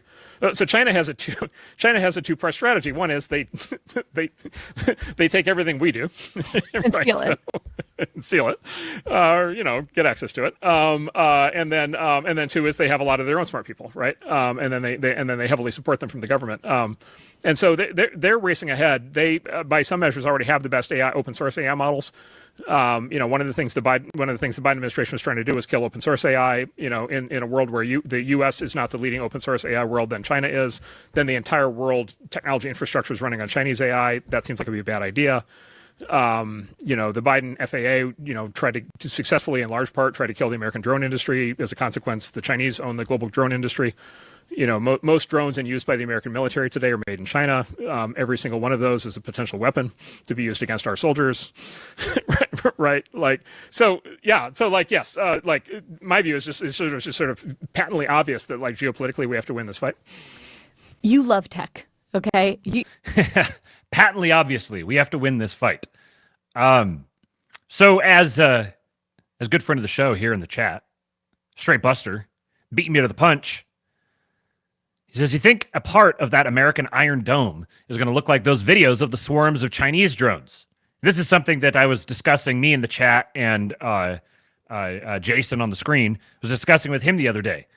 and I offered the term drome. We're going to have an iron drome. I don't know. I'm workshopping it. But so Trump has talked about creating an iron dome. What do you think that iron dome is going to look like?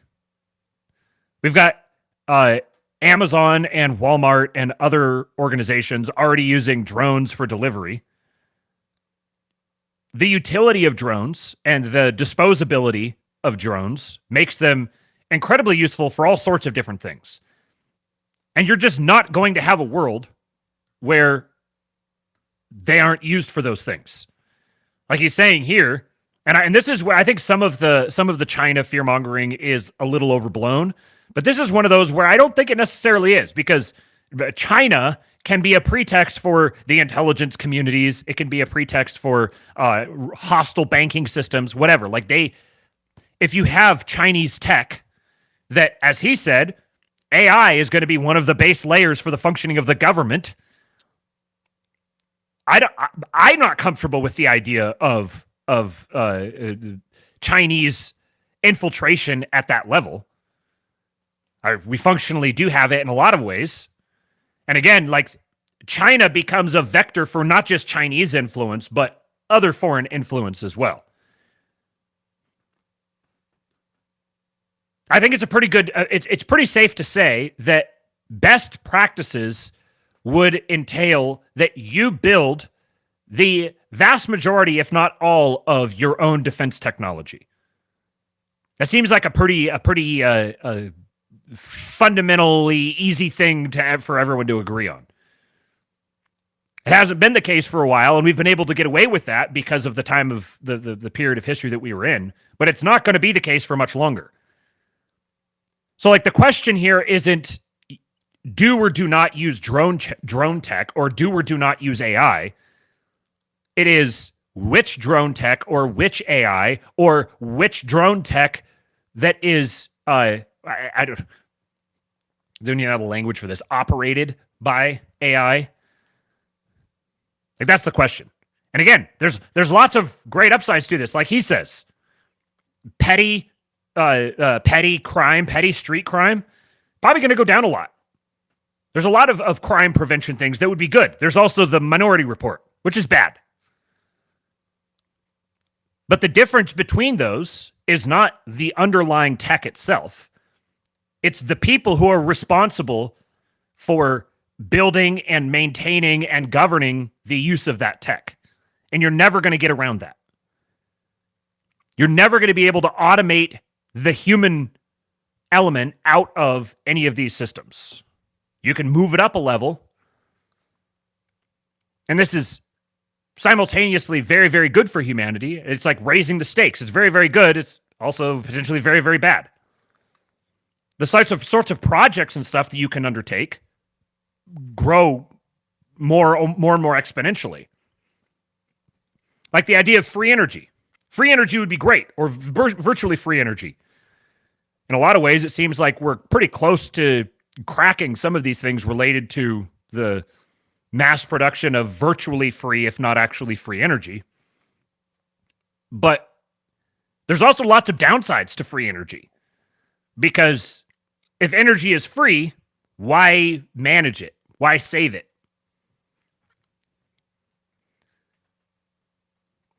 So it comes back to the people themselves. How do you comport yourself? How do you relate to these matters? How do you talk about them with people around you? Which sorts of people who are above you on the social threshold or on the social hierarchy, which ones are you investing your time and energy into? Because there's going to be a social hierarchy, and that social hierarchy is going to express values. So the question is, which ones are being expressed? So within that context, there's these crazy drones that have been sighted. A lot of them have been in the New Jersey area, but it's also been all over the place. And I said that I've been watching it here for maybe 2 weeks now, 3 weeks, somewhere in there. And it's tough to say because number one, you've got people who are like, "Oh, look at those drones." And it's like, yeah, that's a plane.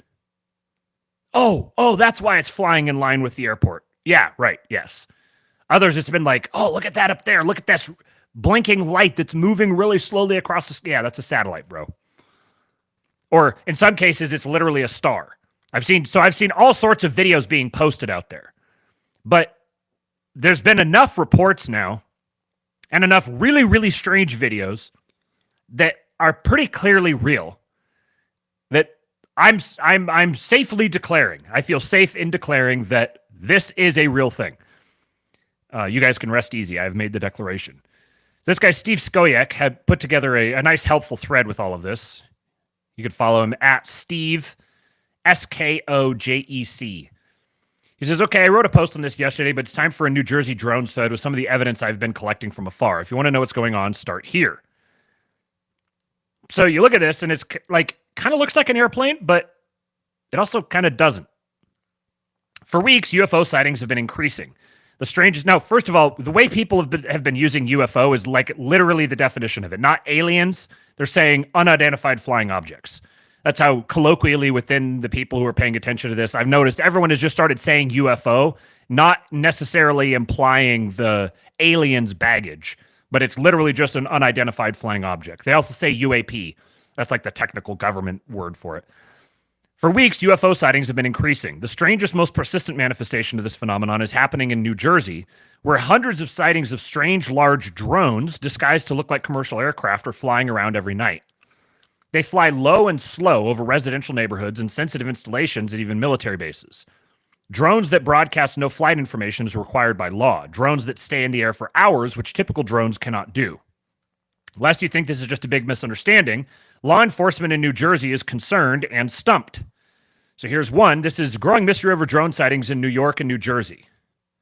Now, bear with me as we go through this thread because there's some of this stuff that people are saying that's obvious bullshit. There's some that's questionable. Who knows? You kind of have to take the whole preponderance of all the evidence together. Tonight, the investigation into reports of small, car-sized drones hovering over New York and New Jersey is deepening. Oh, it's slowing down. Tonight, authorities in Toms River, New Jersey, launching their own drone offensive for a closer look. Their eye in the sky, capturing one of the drones in motion. You're not targeting or going after them, so to speak. Is there a methodology and reason why? Well, right now we just want to identify what it is. The way it was explained, they're 2 feet bigger than our drones, or 2 times the size rather, so they're about 4 feet, and it looks like it's a fixed wing type craft. What concerns us mostly is that at this point nobody's seen any of these units taking off or landing. This is a significant threat to U.S. national security. Retired 4-star general and NBC News military analyst Barry McCaffrey tells NBC News there's good reason why local and federal agencies are treading carefully. When you see something of this capacity, you wonder why it would be needed. What are they doing?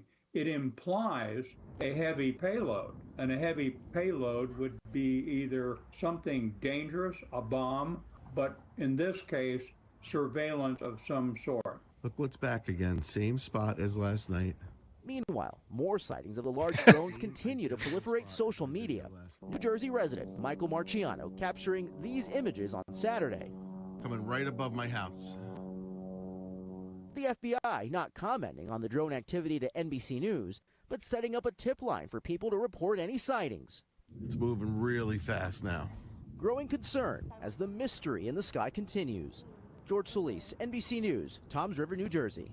Thanks for watching. Stay updated. I don't want to listen to that guy.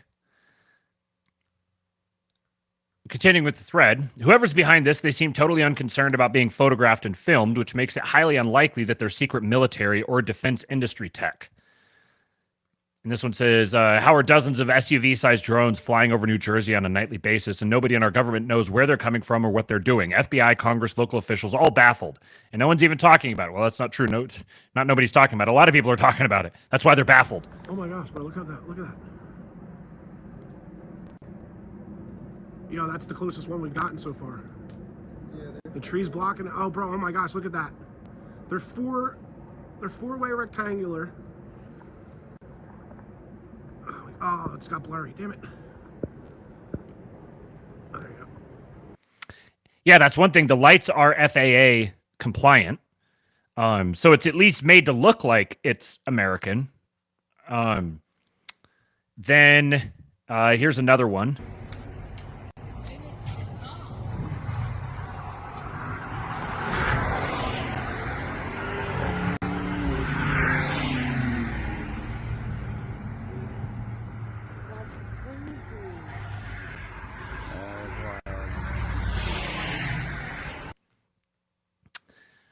This one looks very much like a plane, but it isn't. It's sent in by a resident of Bergen County. In the video, I thought it was a plane, but after seeing the picture, I'm not so sure. It doesn't look like any passenger plane to me. So there's the picture.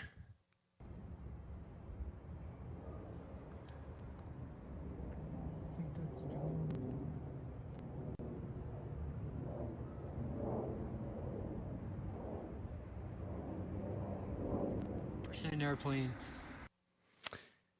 So you look at it, it kind of looks and it kind of sounds like an airplane, but when you look up close, like this doesn't look like an airplane. And there's enough of these that have gone around now that people are talking about them being way lower than an airplane would fly, and they stay around in the same area. They either fly around in circles or they just hover for long periods of time. And then sometimes they go backwards.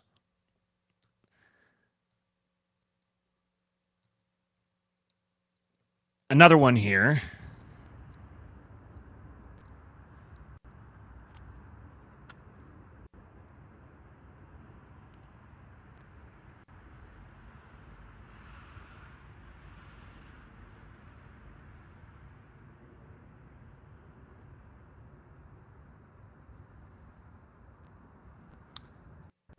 This one, can't remember if they got a better view of this one.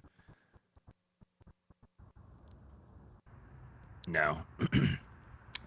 So continuing down here, while many of these look like larger versions of conventional drones or fixed-wing aircraft, some of them appear to be orbs. This is one of the weirder ones. Motion detected on a door cam.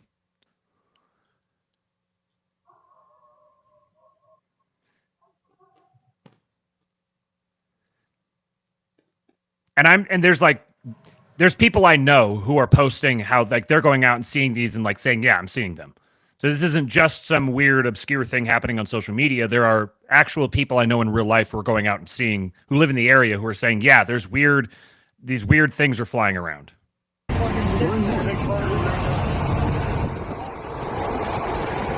shit, where the hell did the other one come from? The other one vanished.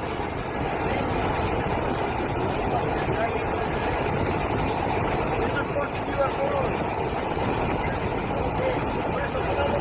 Holy shit!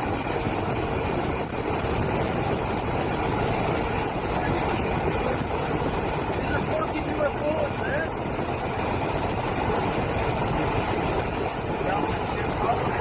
The other one's a fucking, that's got a flashing light, it's checking the other one out. So you get the idea of that one. I'll put this all, if you go to kingpill.substack.com or you look up the podcast version of this on any of your podcatchers, I'll have all the links to everything, including this thread in there, so you can go look at it in more detail. A man by the name of Alexander. Now, this one I think was debunked. This one here, yeah, this one, another person at the same location ID'd this as a high visibility ball on a power line and provided day and night images. So this one here is not, definitely looks much stranger than any of the other ones, but it's a high visibility ball. Now what this makes me think is even part of the story here, regardless of what these things are, there's a profound thing happening now where all of us who are very used to walking around like this and constantly looking down, suddenly there's something that's calling our eyes up. There's like a spiritual significance to this of the suddenly everyone's eyes being raised up and what this does psychologically to people. I think that's a very interesting element to this story, regardless of what the actual truth is of all of it. Some of them are turning up at military bases, uncontested. Unusual activity reportedly over Barksdale Air Force Base just minutes ago. I took this 15 minutes ago over Barksdale Air Force Base at 1830 Central Time, located near West Gate of Base. In 26 years, I haven't seen aircraft this low or in base space like this. Yes, it had sound.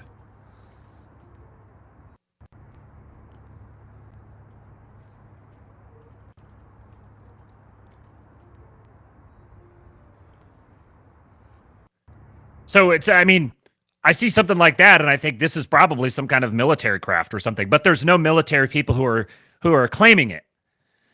Representative Chris Smith of New Jersey related to Congress this week how a U.S. Coast Guard boat was followed by dozens of these things with no idea what they were and no authorization to engage.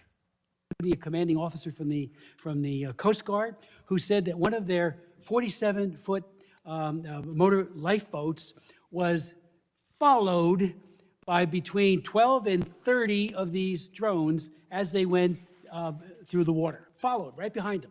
You know, and I said, what's the rules of engagement? I mean, you do it if you're fighting against a narco trafficker or something. And they said, we don't know, we don't have any. So I did reach out to the commanding officer at the Joint Base, which is also in my district, and talked to him, had a very good conversation, Colonel Anthony Smith, Joint Base Fort Dix McGuire, the 87th Air Wing, Air Base Wing today.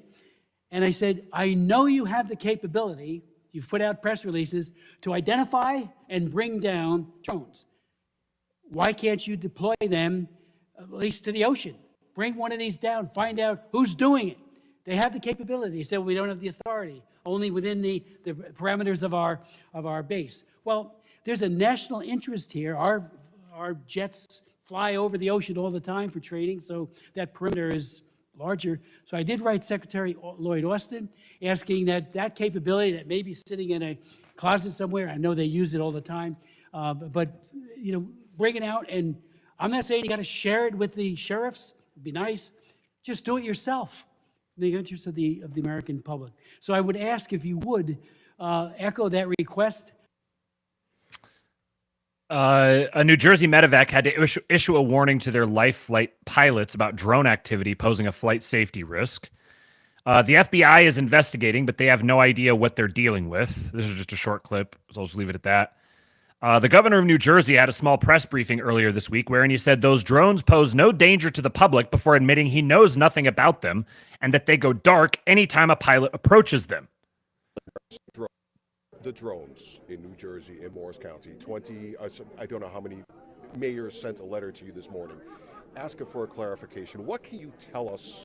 What is going on, and why is it taking so long to come up with an explanation? Yeah, it's a good, I don't blame people for being frustrated. Let me say, most importantly, right up front, we see no evidence, and I say we, this includes Homeland Security, FBI, Secret Service, our state police, authorities at all levels of government. The most important point to say is we don't see any concern for public safety. That's number one. Number two, having said that, it's really frustrating that we don't have more answers as to where they're coming from and why they're doing what they're doing. We had last night 49 sightings. I think 20 of them were over 100. Now those include, I think I saw one mistaken a fixed wing aircraft, a plane, a small Piper Cub, for instance, for a drone, or you saw one and that counts, and then I saw the same one and that counts. So we think these are overstated, but it's a non-zero number. I was on with the White House and Homeland Security leadership literally at the very top yesterday for pretty much all day. I'm hoping we'll get answers sooner than later. I would just ask folks to continue to let the FBI or their local law enforcement know when they see something, and we'll continue to do everything we can with our federal partners to get clearer answers. Why is it so hard to get answers? These are apparently very, as I understand it, very sophisticated. The minute you get eyes on them, they go dark. It's interesting he said there, these are very sophisticated, and then he paused and he said, as I understand it, they're very sophisticated. The man knows more than what he's saying. And, you know, we're obviously most concerned about sensitive targets and sensitive critical infrastructure. So we've got military assets, we've got utility assets, we've got the president-elect's one of his homes here. This is something we're taking deadly seriously. We've gotten good cooperation out of the feds, but we need more, and that was my plea. Finally, how much longer do you think? I don't know, but if we have news, I'll let you know. The minute we know something, I'm not going to hide it under a bushel. Governor, you looking at people saying, you know, I saw a drone and it was spraying something, or I saw a drone crash in my yard and it set off an alarm when I tried to go near it. There's a lot of fear amongst New Jersey residents. I mean, what is your message? Well, the message I just gave. But by the way, we're not aware of any nefarious drone that has crashed, or if there is one that's crashed, could someone please call me and let me know where that is? There are a couple of rumored downings for one reason or another. One of them was a toy, the other one was never found. But having our hands on equipment that's on the ground would be helpful, no question about it. That's very, very interesting. So people have tried to fly their own private drones to get a better look, only to experience weird battery failures. My drone does not want to go up with these things around. The battery's dead? There's no way the battery's dead. It's fully charged. It says 0. It won't let me. What is going on? Okay, these are fully charged batteries. It's 2 batteries that have died within seconds, and the drone went up and, like a couple feet off the table, and then came right back down. The craziest thing. They will not fly. Like, it won't fly. What the fuck?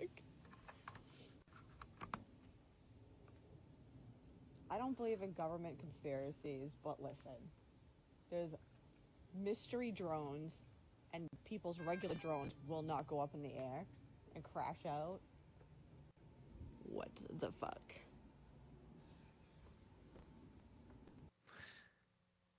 And here's another one. Over there, a little bit. They just hover.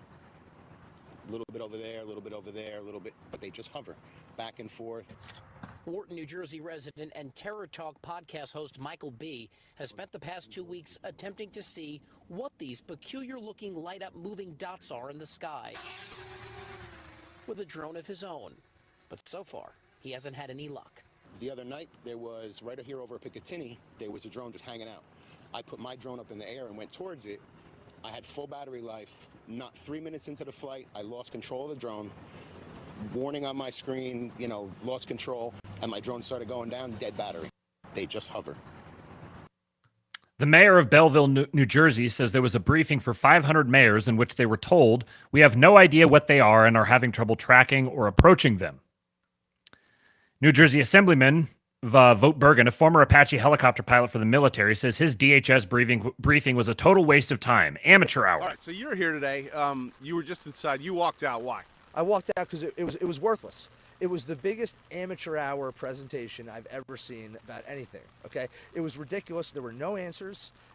Every question that was asked by a member of the state legislature, great questions, no answers, no resolution. They don't know where the drones are coming from. They don't know who's doing it. They don't know why they're doing it, but they say there's no credible threat. It was annoying to be there. I drove 2 hours to be here today, spent an hour in there. I got to drive 2 hours back. The biggest waste of 5 hours in my entire life. So why do you think they called this meeting? No idea. Why would you call a meeting to tell people you don't know anything?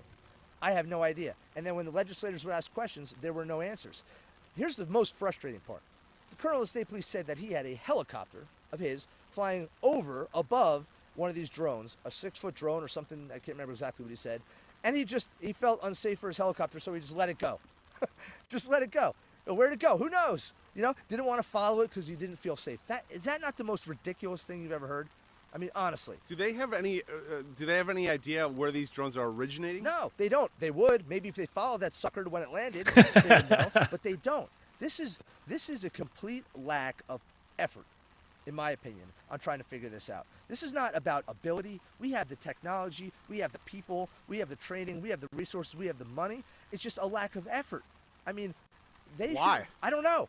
They should be saying, you know what they should have done today with productive use of our time, if they didn't know anything? Come in there and say, hey, legislators, we don't know anything.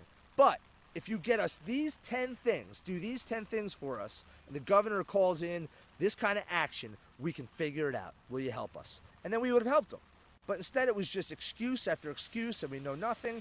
It was infuriating, and I got up and I walked out. You've been in the service, right? Yeah, I was an attack helicopter pilot, Apache helicopter pilot in the Army, and I helped stand up the initial unmanned aircraft training battalion in the aviation sector of the Army. So I know a little bit about what I'm talking about, and these guys are not doing the job they need to do to figure out what's going on, and that is the Department of Homeland Security, the FBI, and the state police. And they're saying no threat to Americans. They're saying no threat, but how the hell do they know?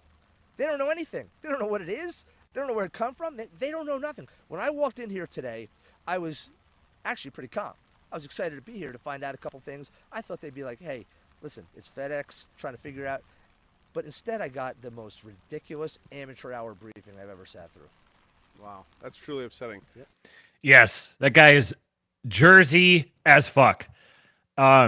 Interestingly, the background that he has makes me very suspicious of him.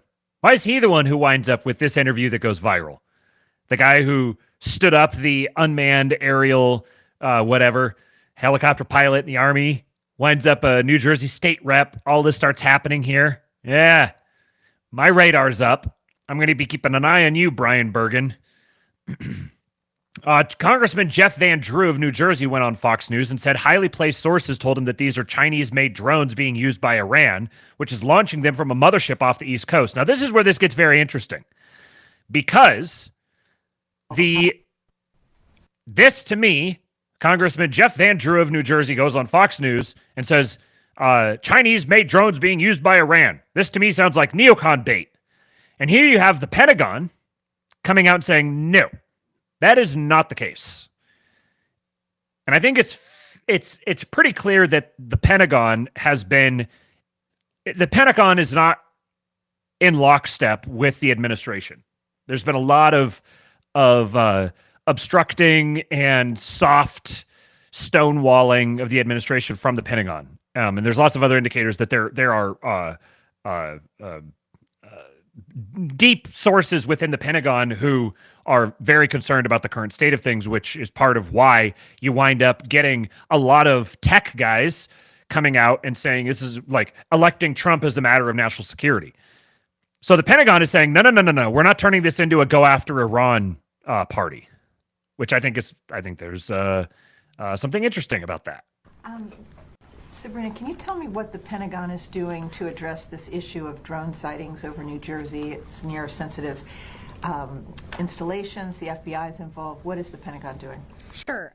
So at this time, aware of those drone sightings that have been reported, at this time we have no evidence that these activities are coming from a foreign entity or the work of an adversary.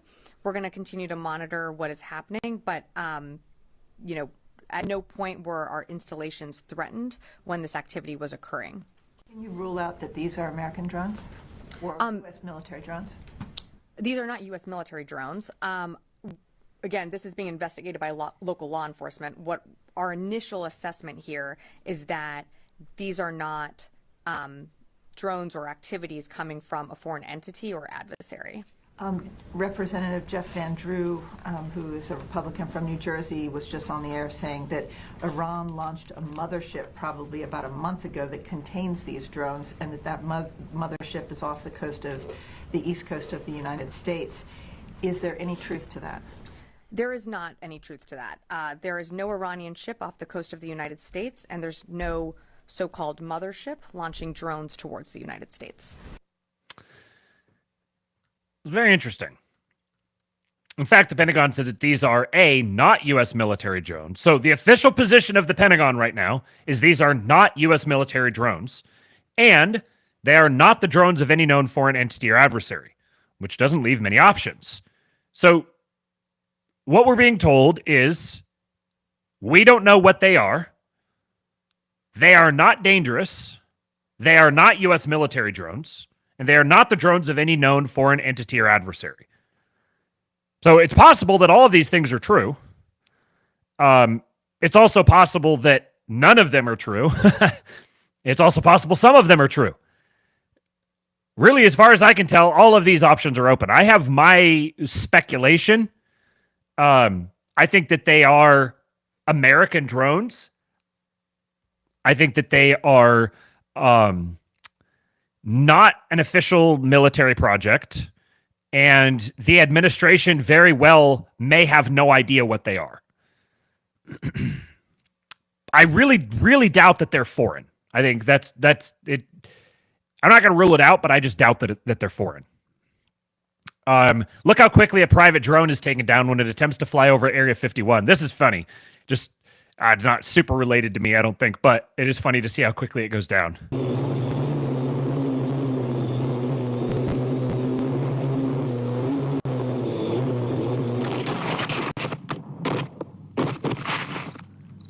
Wonder what shot that down.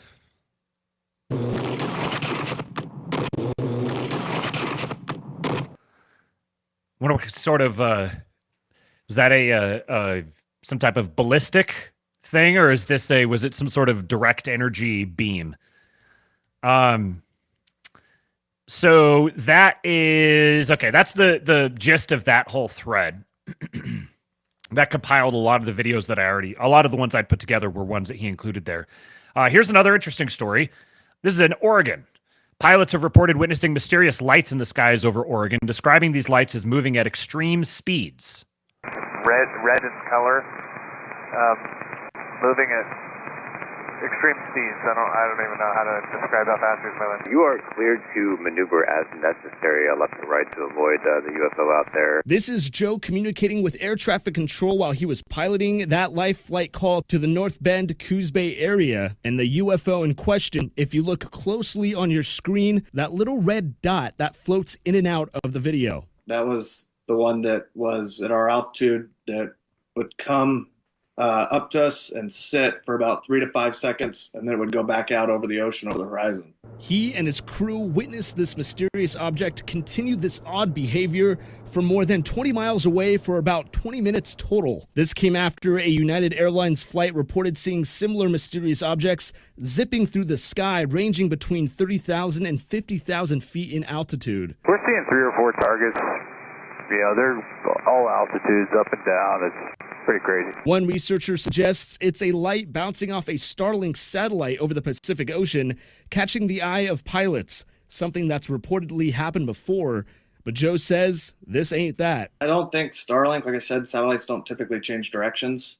But then again, I could be wrong, but I honestly don't think it was. I've never seen a satellite move like that. I reached out to the Federal Aviation Administration to see if they can confirm this UFO sighting.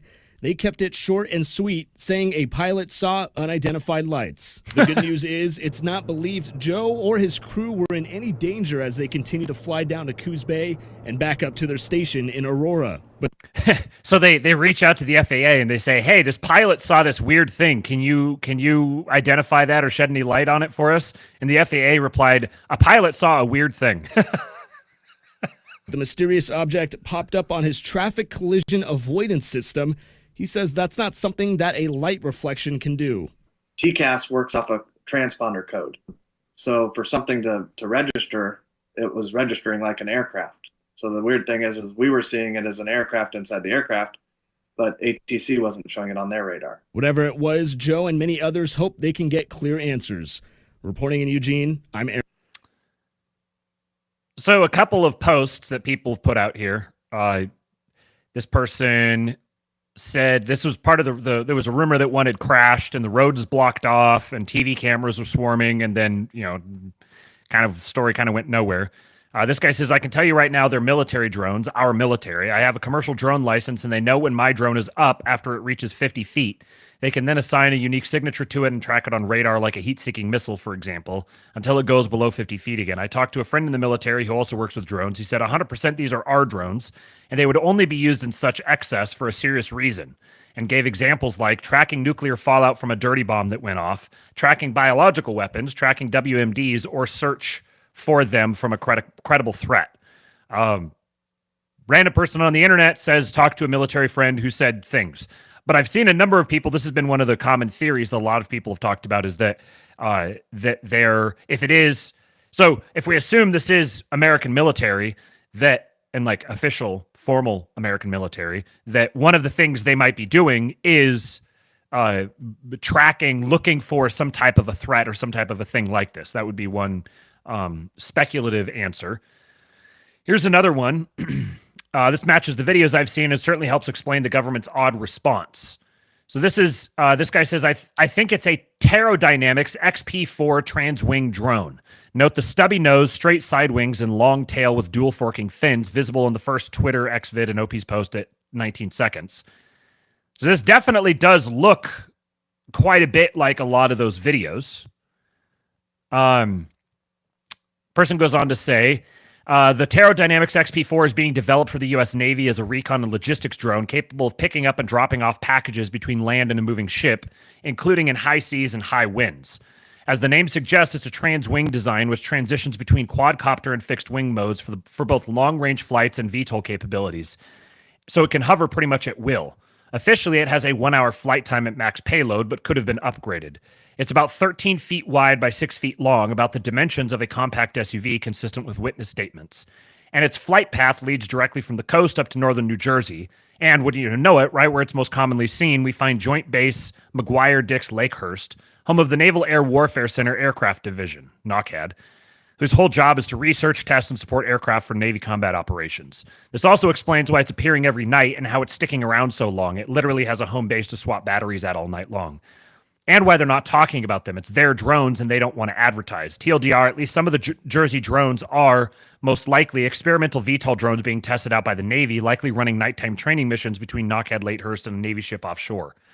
That would only lead me to question why now, why in this sort of frequency, why do all of this very publicly and obviously, and yet have no answer really to the public. So you're creating a PR thing, but then stonewalling the PR thing to what end? It's, eventually if it is American military stuff, eventually they're probably going to have to say, oh yeah, actually it was, which they're going to have a good explanation for that. Or it just goes away and people stop paying attention to it. Or it is a pretext for announcing that aliens are here. This is another one that I'm just going to be a radical centrist on and say TBD, no idea. But my speculation on it is that I'll say that it's American military, but not necessarily American government military. That would be my speculation at this point. All right, last story. Young men leaving traditional churches for masculine Orthodox Christianity in droves. There's the great man himself, Father Josiah Trenum. This is from the New York Post. Ben Christensen was raised Anglican, church every Sunday, a religious school, and Christian camp every summer. But Christensen, 27, of Fairfax, Virginia, always found himself longing for a more traditional faith. The hard thing about growing up in my church is that there was a lot of change even in my lifetime, he told the Post. I realized that there really was no way to stop the change. He watched as traditions went by the wayside. The robed choir was swapped out for a worship band. Lines were blurred on female ordination, and long-held stances on LGBT issues shifted. All of that stuff was basically fungible, which gave me a sense that the theological commitments are kind of fungible too, he said.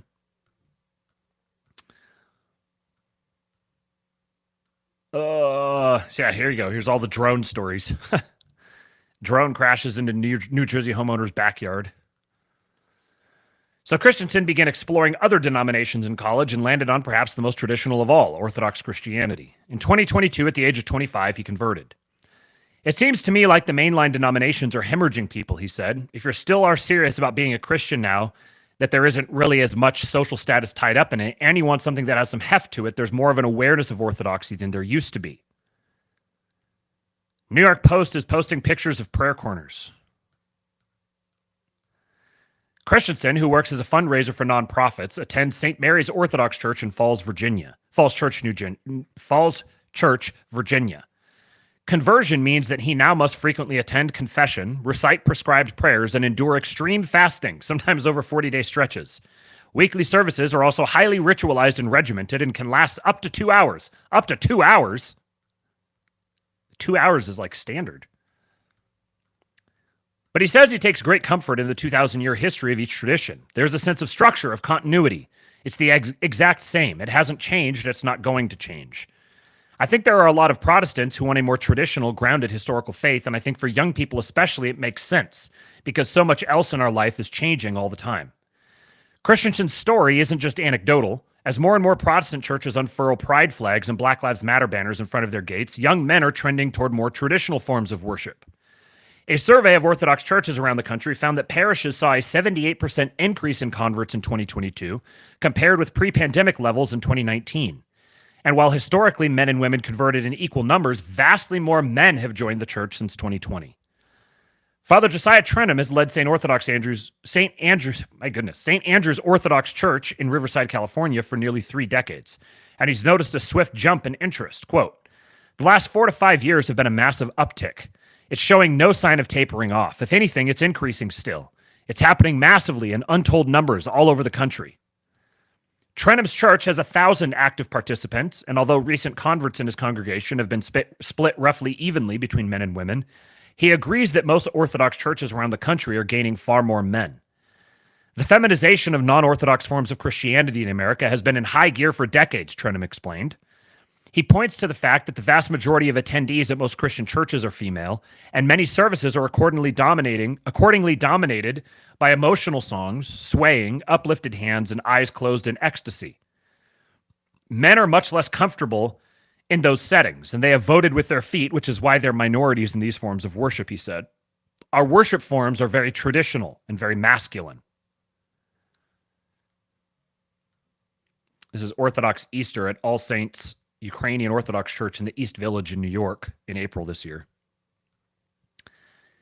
Feminized, quote-unquote, worship is exactly what pushed Elijah Wee Sit, a 17-year-old from Toronto, to explore Orthodoxy. Christianity in North America has become extremely emotional, Wee Sit, who was raised evangelical, told the Post. Going to evangelical worship services, I found it to be like emotionally driven rock concerts with the lifting up of the hands. The 12th grader says he was attracted to Orthodoxy because it is more traditional and masculine. He especially appreciates the challenge and the discipline required to adhere to intense prayer and fasting. The thing that really appealed to me about Orthodoxy is how static it was and how steadfast it is, he said. I generally do prefer something that is more traditional and really has that ancient feel to it. He's taking catechism classes and plans to officially convert in the new year before he even graduates high school. His father, an immigrant from the Philippines, initially had some reservations, but is supportive and drives him 25 minutes every Sunday so he can attend St. George Orthodox Church. Modern Christianity has become very watered down, Wee Sit said. People go to church on Sunday, they sing a few songs, they listen to an hour-long sermon that seems more like a TED Talk, and then they go home and they just go on with their lives. Zachary Porcue, 36, is a catechist at Trenum's church, meaning he helps teach incoming members about the faith. He says there are currently more than 100 people in classes waiting to be baptized, and that there's always, quote, a little clique of young men among them. In recent years, he's seen the internet as a major driver. Quote, internet orthodoxy is a recognized phenomenon. We get people who come in all the time who are like, I was on the internet arguing with people and I discovered orthodoxy and I found your church. Many such cases. Porcue, a theology professor who converted at age 24, understands why his faith is appealing to young men. Quote, orthodoxy is a call to adventure because it asks you to fast, to pray, to do all these physical things, to do this journey of self-improvement that I think can be contextualized into a very masculine, appealing dimension, end quote. Psychologist and author Jordan Peterson, who has developed a massive following among young men, told the Post he's noticing a growing number of Gen Z boys like Elijah trending toward orthodoxy. In part, he theorizes because tradition makes it unquestionable. Quote, unlike a Protestant service, which is much more dependent on the preacher, you can't criticize an Orthodox service. It's like going to a ballet and saying, like, what's going on here? Well, that's a stupid question, Peterson told the Post. A ballet is the same thing as an Orthodox ceremony. It's ritualized, it's a dance, and it's not the words only, it's the words and the architecture and the images and the history, and you're participating in it. Bailey Mullins, 26, grew up Baptist in South Carolina. He began to have questions about religion in high school and college when he noticed many mainline denominations were getting co-opted by politics, fracturing into conservative and liberal branches and getting distracted by cultural debates like LGBTQ issues. A religion course with a professor who was an Orthodox Christian inspired him to attend his first liturgy at age 21. He converted 2 years later. I wanted to be somewhere that was stable and that wasn't going to change, he told the Post. It felt very ancient, and that was not something I'd experienced elsewhere. Mullins, a graphic designer, now lives in Alexandria, Tennessee. He says more young men are finding orthodoxy because the religion is, in and of itself, masculine. Quite the picture to include with the subject. One might say orthodoxy itself is more masculine, especially when compared to the more feminized forms of Christianity that exist today, where the emphasis is on emotional experience, feeling good, and appealing to the self, he said. Orthodoxy isn't about us, it's about God, and I think young people today can intuitively sense that out. We know when we're being pandered to. He attends St. Peter's Orthodox Church, which he says is mostly filled with young converts like him, who also want to feel a sense of stability in a chaotic world. Everything's changing. Protestant churches are changing. The Catholic Church is changing. The culture is changing. The government is changing. People want something that is historic and not going to change. They want something that's stable and sound and is not built on sand. Man, like that you get. The New York Post has been doing some good work lately, like grading on a curve among its cohorts, its industry cohorts. That was like the most, I don't know, neutral, even-handed depiction of something that falls so far outside the mainstream like this. There was a couple references to LGBT stuff, but it was just treated neutrally. Like the rise and focus on LGBT things is a thing driving people toward orthodoxy. That's not like it was delivered about as neutrally and just simply reporting on something that's happening as I think I've ever seen. So it's very, and it's very interesting that they would frame it, that this author, Ricky Schlott, would pick out the masculinity aspect of this. This is a very nuanced take for a publication like the New York Post. Very big white pill. Okay, got to leave you guys with a little heartening, little encouragement. Do me a favor and hit the like button. My wife tells me that if you guys don't get 13 more likes before the end of the stream, then I'm going to have to take my shirt off. And I don't know if anybody wants that. So 12 more likes. When No One Seems to Care, He Does, by Jim Caviezel. That your name may not appear down here in this World's Hall of Fame. In fact, you may be so unknown that no one knows your name. The Oscars and the praise of men may never come your way, but don't forget God has rewards that He'll hand out someday. This crowd on earth, they will soon forget when you're not at the top. They'll cheer like mad until you fall, and then their praise will stop. Not God, He never does forget. And in His Hall of Fame, by just believing on His Son, forever there's your name. I tell you, friend, I wouldn't trade my name, however small, that's written there beyond the stars in that celestial hall. For all the famous names on earth, the glory that they share, I'd rather be an unknown here than have my name up there. That your name may not appear down here.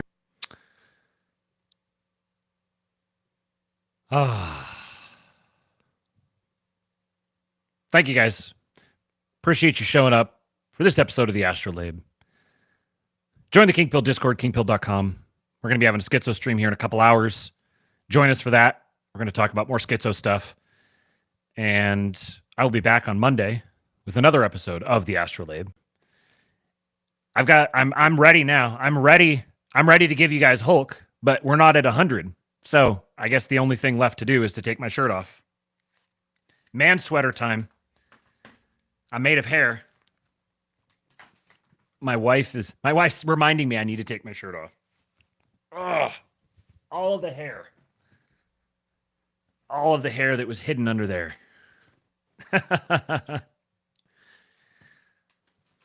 There you go, guys. This is the price you have to pay. Appreciate you showing up. Hit the like button. Follow me on Twitter, @RealKingPilled. Join the Kingpill Discord, kingpill.com. Go to buymeacoffee.com/kingpilled. Links in the description. Buy me a beer if you like what I'm doing. And I'll be back here again on Monday. Love you guys. We'll see you later. When they took a shot at my hero, and they tried to kill the next president of the United States, enough was enough. And I said, let Trump